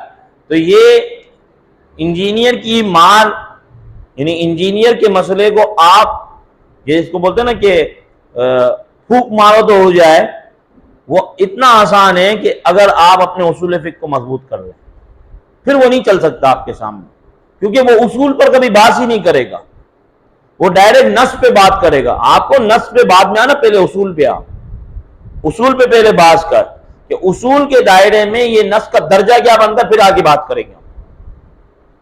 جب نص کا درجہ متعین ہوگا تو پھر مسئلہ نکلے گا نا اس سے. استدلال تو بعد میں ہوگا, پہلے نص کا درجہ متعین ہوگا. سمجھ آئی؟ تو آپ اپنے اصول مضبوط کر لیں, یہ آپ کے سامنے نہیں ٹک سکتا. صحیح ہے. اور اس کو پہلے سوال یہ کریں کہ آپ اپنے, جو سب سے پہلا سوال کیا ہے کہ آپ اپنے ماخذ کو متعین کریں, آپ اپنے مصادر کو متعین کریں, پھر بات ہوگی. مطلب میں کہیں اور سے دلیل نکالوں, آپ کہیں اور سے دلیل نکالو. جب مصادر ہی متعین نہ ہو تو پھر جو ہے وہ بات کیسے ہوگی؟ پہلے مصادر کو متعین کرو, پھر مصادر سے مسئلہ نکالنے کے طریقوں کو متعین کرو کہ آپ کے نزدیک کیا طریقے ہیں. صحیح ہے. وہ سارا اصول فقہ ہے. تو مصادر کیا ہیں؟ یا تو مصادر کیا ہوں گے, اصول کیا ہوں گے, یا تو متفق علیہ ہوں گے یا مختلف ہی ہوں گے.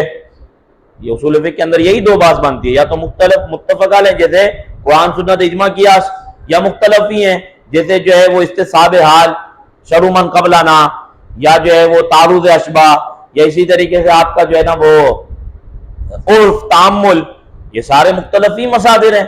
تو پہلے اپنے مصادر متعین کرو. مصادر متعین کرنے کے بعد اب بتاؤ کہ کوئی مسئلہ ان مصادر سے نکلے گا کیسے. صحیح ہے. اور ان مصادر کی درجہ وائز تعین کرو. پھر ایک دوسرے کے جو معارض پیدا ہوں گے, یعنی کہیں قرآن ہے کہیں سنت ہے, کہیں قرآن ہے کہیں اجماع ہے, یہ جو تعارض ہوگے اس میں فیصلہ کیا ہوگا متعین کرو. ہم کہیں گے نور الانوار رکھ لو, ہم کیا کہیں گے, اور تمہارے نزدیک تو بابی کی کتاب ہے تو تم تو نہیں رکھ سکتے نور الانوار, تم بتاؤ کہاں سے لاؤ. جب یہ اصل میں جتنے بھی پوڈ کاسٹ والے اس کے پاس جا رہے ہیں نا, ان بیچاروں کو تو کچھ معلوم ہی نہیں ہے. اب وہ ان کے سامنے جو آتا ہے رام لیلا کی کہانی سناتا ہے. کوئی مضبوط آدمی جائے اور مضبوط آدمی کو بلائے گا نہیں کبھی. اس کی اکیڈمی میں کہاں جو ہے نا وہ اجازت ملتی ہے کوئی مضبوط آدمی جائے. اور یہ ایک فارمولہ ہے, آپ یاد رکھنا, اگر میں یہاں مائک شروع کر دوں نا آپ کے سامنے اور آپ کے پاس مائک نہ ہو تو پورے گراؤنڈ کے اندر میری آواز اچھی لگے گی سب کو, اور میری آواز بڑی ہوگی, اور آپ کی آواز دبی دبی رہے گی, اور یوں میں فاتح بن جاؤں گا. یہ ایک فارمولہ ہے. کوئی بھی شور کرنا, شور شرابہ کرنا, ہنگامہ کر دینا, لوگ کہیں گے ہاں یہ صحیح ہے. لوگوں کو کیا پتا کہ کون کیا گفتگو کر رہا ہے. اس لیے سامنے والے کو مائک نہیں ملتا کبھی بھی. آپ دیکھ لو جتنی بھی مجلسیں ہیں سامنے والے کو مائک اسی لیے آپ کے پاس جتنی بھی ویڈیوز ہوں گی ان میں آواز جو ہے نا اسی کی زیادہ آ رہی ہوگی. سامنے والے کی بات تو پوری ہونے دے، طریقے سے آنے تو دے بات. اور جو پوڈ کاسٹ والے ہیں ان کو تو پتہ ہی نہیں کہ مسئلہ کیا ہے. سمجھ آ رہی ہے؟ وہ تو کوئی کسی کو چشتی رسول اللہ میں الجھا رہا ہے، کسی کو کس میں الجھا رہا ہے. جب آپ اصول پر بات کرنا شروع کریں گے، آپ کے سامنے نہ دیوبندی ٹکے گا، نہ وہابی ٹکے گا، نہ آپ کے سامنے یہ ایسے فتنے ٹکے گا. تو اصل چیز ہے آپ اپنے اصول کو پختہ کر لیں. سمجھ آ رہی ہے؟ تو یہاں اس سبجیکٹ کا اصل مقصد بھی یہی ہے کہ آپ کے اصول جو ہے وہ پختہ ہونے چاہیے. ٹھیک ہے؟ آپ کو اندازہ ہونا چاہیے کہ ہمارا کون سا ماخذ ہے اور کس ماخذ سے دلیل کیسے نکلے گی. جب آپ اس چیز کو پختہ کر لیں گے، پھر آپ سب سے پہلے کسی سے بھی بحث ہو، کسی سے بھی مناظرہ ہو جائے، کسی سے بھی ٹیبل ٹاک ہو، آپ سب سے پہلے مصادر کو متعین کرنا ہے. آپ بتاؤ آپ کے مصادر کیا ہیں. صحیح ہے؟ آپ کے اصول کیا ہیں یا آپ بتائیں، متعین کریں. ورنہ آپ کیسے بات کرو گے؟ شیعہ سے آپ کیسے بات کرو گے؟ جب تک مصادر متعین نہیں ہوں گے آپ شیعہ سے بات نہیں کر سکتے. اور شیعہ سے ہمارے درمیان ڈیبیٹ کرنے کے لیے صرف ایک قرآن ہے. سمجھ آئی؟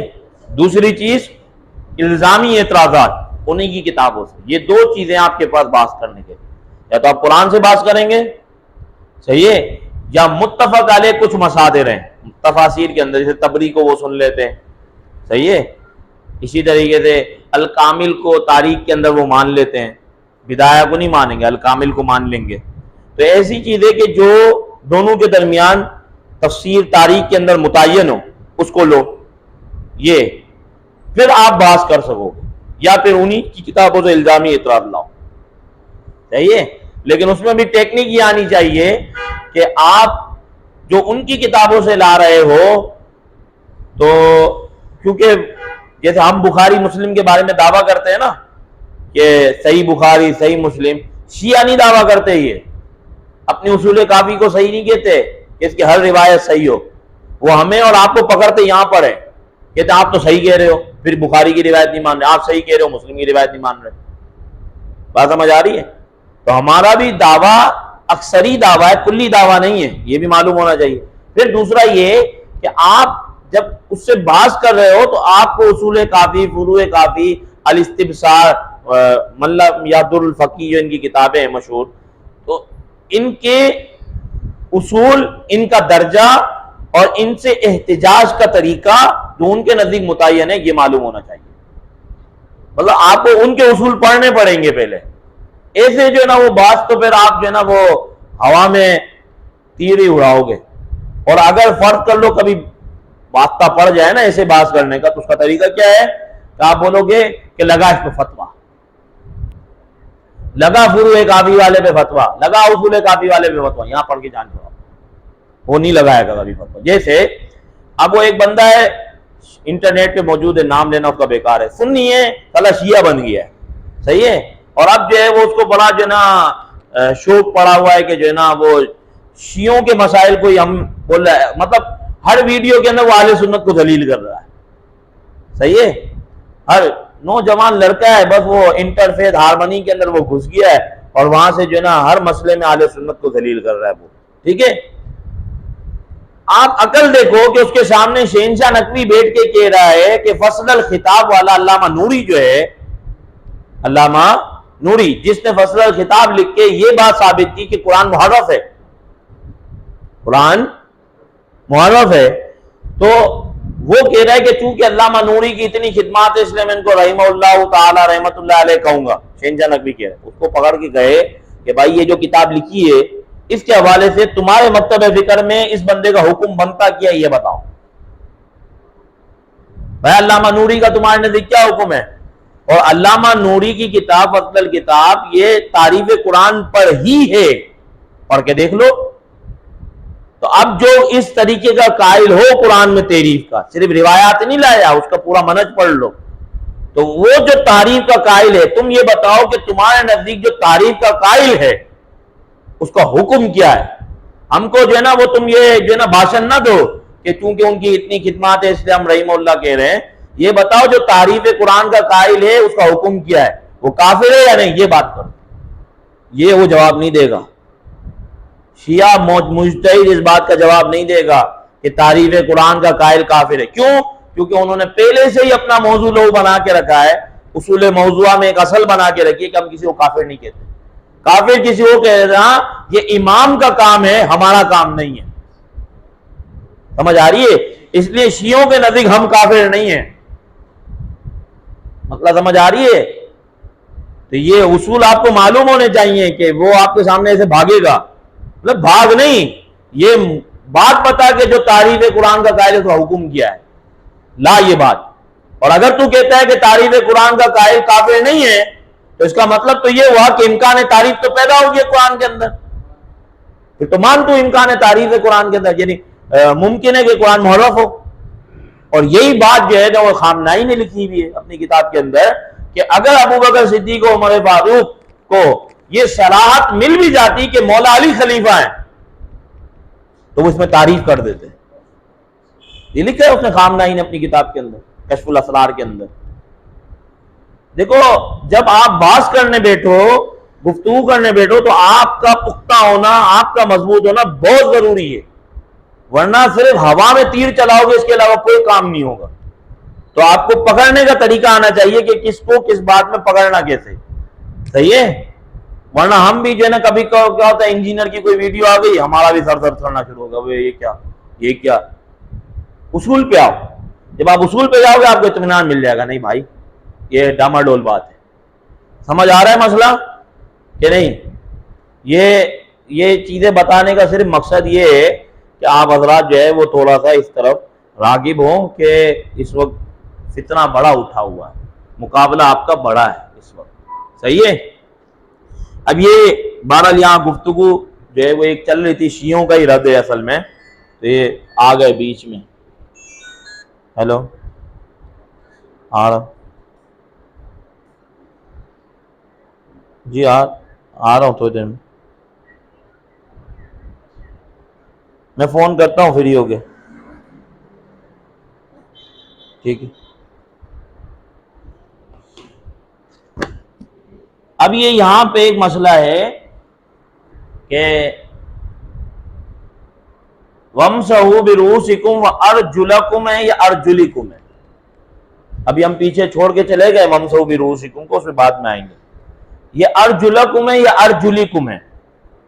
یاد رکھنا دونوں قراتیں ہیں. کیا ہے؟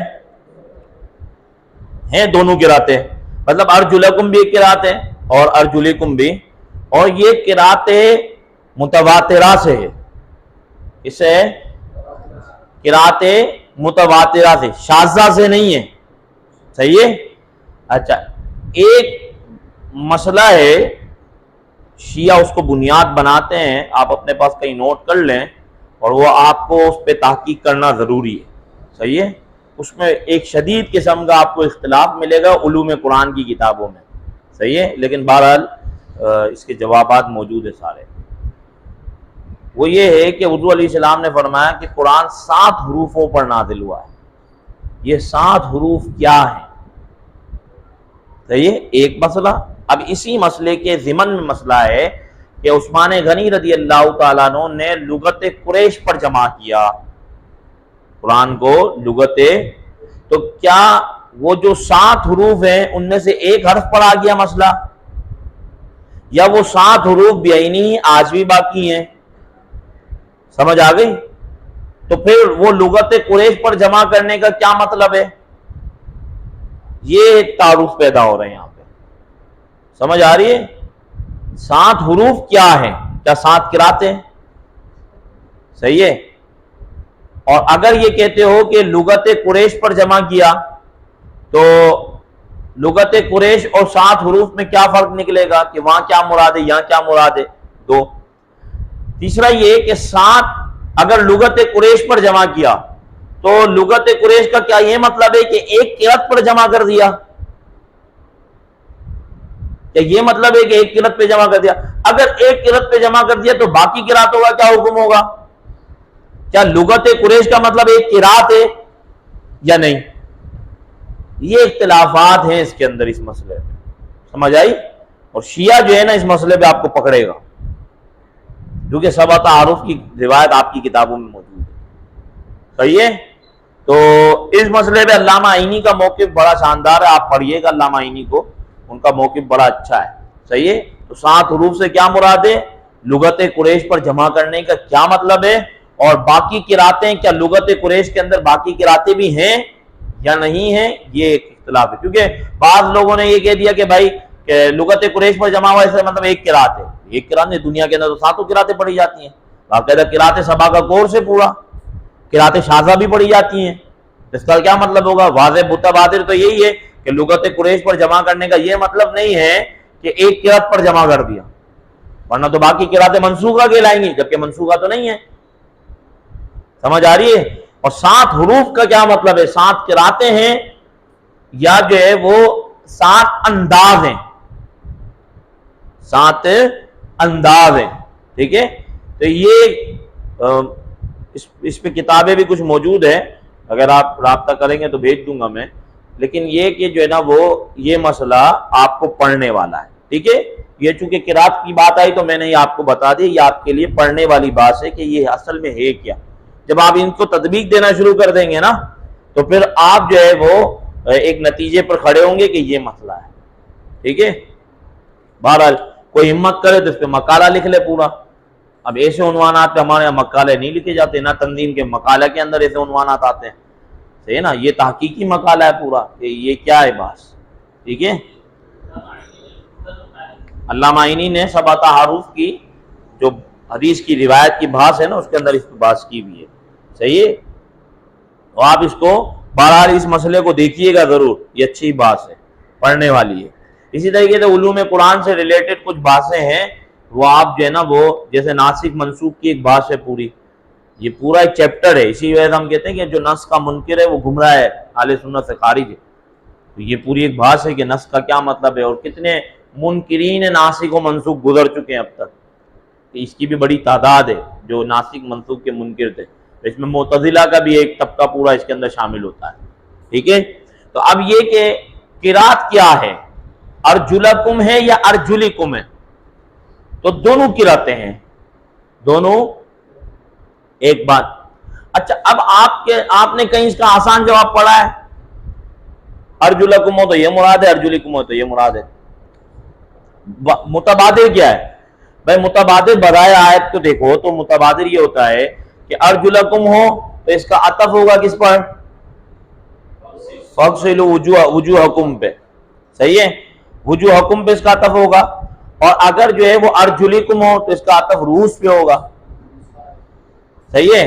تو اب ارجلکم ہو تو مراد یہ ہوگا کہ پاؤں کو دھو، اور اگر ارجلکم ہو تو مسح کرو. اور پھر یہاں سے جو ہے وہ متبادر کیا ہو رہا ہے کہ ایک قرات میں غسل کا حکم آیا، دوسری قرات میں، جبکہ ٹھیک نہیں ہے بات. تو بعض فقہا نے آپ کو کتاب میں ملے گا تطبیق دینے کے لیے کہہ دیا کہ بھائی جو ہے وہ پاؤں کے 2 حکم ہوتے ہیں، یا تو پاؤں پہ مسح ہوتا ہے اگر خفین پہنے ہو، اور جو ہے نا اگر خفین نہیں پہنے تو پاؤں کو دھویا جاتا ہے. تو کہتے ہیں کہ وہ قرات مقصولہ جو ہے یعنی نصب والی قرات ہے یہ معمول ہو جائے گی کس پہ؟ اور یہ جو نصب والی قرات ہے مسح پہ. یاد رکھیے گا یہ استدلال ٹھیک نہیں ہے، یہ بات ٹھیک نہیں ہے. صاحب فتح القدیر نے یہاں پہ جملے لکھے ہیں، فرماتے ہیں کہ جو خفین پہ مسح کرتا ہے یہ نہ حقیقی طور پر پاؤں پر مسح کرتا ہے.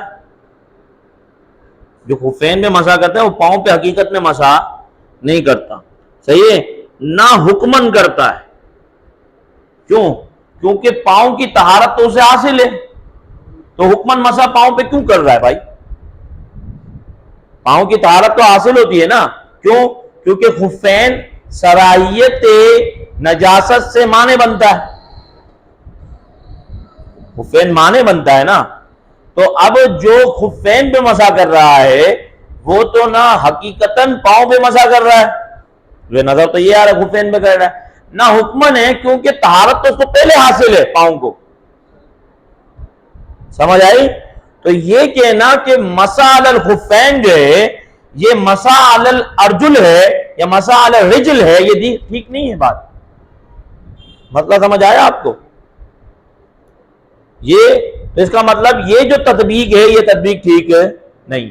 ایک بات. دوسری بات وہ یہ ہے کہ یہ بات یاد رکھنا، آپ قرات ارجل پڑھو یا ارجلکم پڑھو یا ارجلکم پڑھو، مسئلہ اس قرات سے جو بھی پڑھ لو غسل رجل ہی ثابت ہوتا ہے، غسل، ہاں سمجھ آ رہی ہے بات؟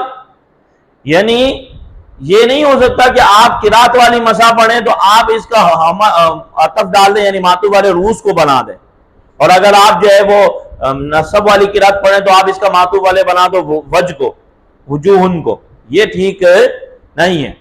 اب آپ کہیں گے کہ ہمیں نصب والی قرات میں تو کوئی مسئلہ نہیں، نصب والی قرات میں تو کیوں مسئلہ نہیں ہے؟ کیونکہ وہ تو بالکل واضح ہے کہ اس کا معطوف والے کیا بن جائے گا؟ وجوہکم، یہ تو بالکل واضح ہے۔ مسئلہ کس میں آئے گا؟ ارجلکم میں۔ کیا کدھر مسئلہ آئے گا؟ کہ بھئی یہ جو جر والی قرات ہے اس قرات کو دیکھا جائے تو پھر اگر آپ کہتے ہو کہ اس وقت بھی اس کا معطوف والے وجوہ ہے تو پھر جر کیوں آ رہا ہے؟ سمجھ آ رہی ہے؟ مسئلہ آئے گا جر والی قرات میں، نصب والی قرات میں کوئی مسئلہ نہیں آئے گا، صحیح ہے؟ تو ہم کہتے ہیں کہ یہ جر لمجاورت ہے، اس لیے جر لمجاورت ہے۔ جر لمجاورت کا یہ مطلب ہوتا ہے کہ ما قبل پہ جو اعراب آ رہے ہیں وہی اعراب جو ہے وہ آگے بڑھا دینا، وہی اعراب مجاورت کے لیے، یعنی پڑوسی ہونے کے ناطے دے دیے اعراب، سمجھ آئی؟ مطلب معطوف والے اس کا وجوہکم ہے، ارجلکم پہ جو جر والی قرات آ رہی ہے یہ کس لیے آ رہی ہے؟ مجاورت کی وجہ سے، تو یہاں پہ جر جو ہے وہ مجاورت کی وجہ سے۔ اب آپ کہیں گے کہ اگر ہم جو ہے وہ جر کو یہ کہہ دیتے کہ پیچھے مسح ہے اور مسح ہی کی وجہ سے ارجل یعنی اس پر معطوف ہے اور اس پر حکم وہی ہے، تو آپ مسح والا مان لیں۔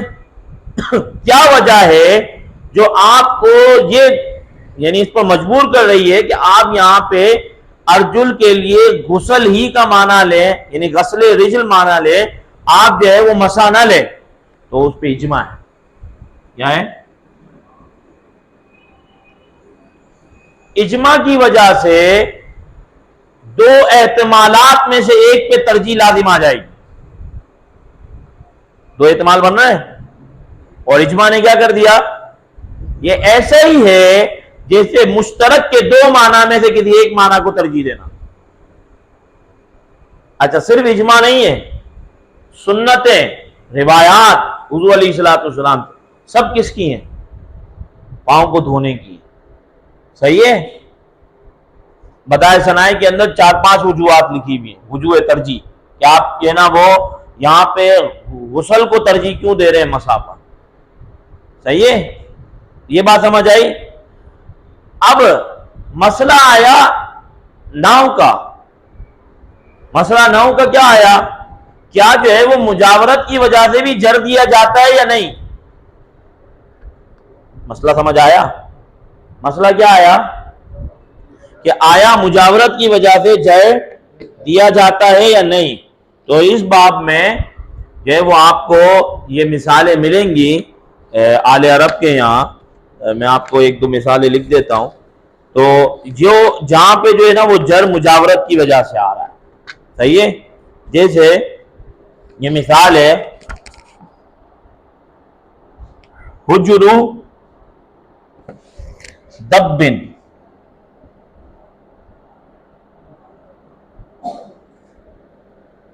خریب۔ اب دب کس کو کہتے ہیں؟ گھو کو، تو گھو کا بل، گھو کا بل، اب یہ صفت ہے اس کی، یعنی گو کا خراب بل، گو کا خریبن۔ اب اس کو ہونا کیا چاہیے تھا؟ بھئی یہ صفت اس کی ہے نا، تو ہونا کیا چاہیے تھا؟ حجر دب خریب، لیکن اس کو اعلی عرب کیا پڑھ رہے ہیں؟ تو یہ جر مجاورت کی وجہ سے آتا ہے، یہ پیچھے والے کا جر تھا، یہ کدھر دے دیا؟ آگے دے دیا۔ اسی طریقے سے دوسری مثال ہے ماء شن، ماء شن بارد، شن کہتے ہیں مشکیدے کو، مشکیدے کا ٹھنڈا پانی، یہ شن کہتے ہیں پرانا مشکیدہ جس میں پانی زیادہ ٹھنڈا رہتا تھا، تو ماء شن باردن، اب ہونا کیا چاہیے تھا؟ باردن، لیکن پڑھ کیا رہے؟ یہ تو مثالیں ہو گئی۔ یہاں پہ آپ کو ایک اختلاف ملے گا، کہتے ہیں بھائی یہ جر مجاورت آل عرب کی مثالوں میں آپ کو مل جائے گا، لیکن قرآن میں نہیں ہے۔ قرآن میں جب قرآن میں نہیں ہے تو آپ یہاں پہ کیوں لا رہے ہو؟ تو ہم کہتے ہیں قرآن میں بھی اس کی ایک مثال موجود ہے، قرآن میں بھی، بس اس پہ ہم ختم کریں گے، قرآن میں بھی اس کی ایک مثال موجود ہے کہ قرآن میں جر مجاورت ہے۔ وہ کیسے؟ سورہ حاقہ کے اندر ہے وحور عین، وحور عین، اس کی ایک قرات ہے وحور وحور عین، یہ اس کی دوسری قرات ہے، صحیح ہے؟ اب یہاں پر یہ ہے یطوف علیہم ولدان مخلدون، کہ جنتیوں پر جو ہے وہ لڑکے ہوں گے نوجوان جو ان پر گھومیں گے، کیا لے کے گھومیں گے؟ بِأَكْوَابٍ وَأَبَارِيقٍ، صحیح نا، چیزوں کو لے کے ان پر گھومیں گے، صحیح ہے؟ اب آگے آ رہا ہے وحور عین، اس کا عطف ہے ولدان پر، اس کا عطف کس پر ہے؟ یعنی ان جنتیوں پر ولدان بھی گھومیں گے، اور یعنی ان کے ارد گرد ہوں گے ولدان بھی جو ان کے کام کریں گے، اور حورے بھی، یعنی اس کا عطف کس پر ہے؟ اکواب پہ نہیں ہے، روایات اس میں دیکھیں آیت مبارکہ کے اس کے اندر کہ اکواب پہ اس کا عطف،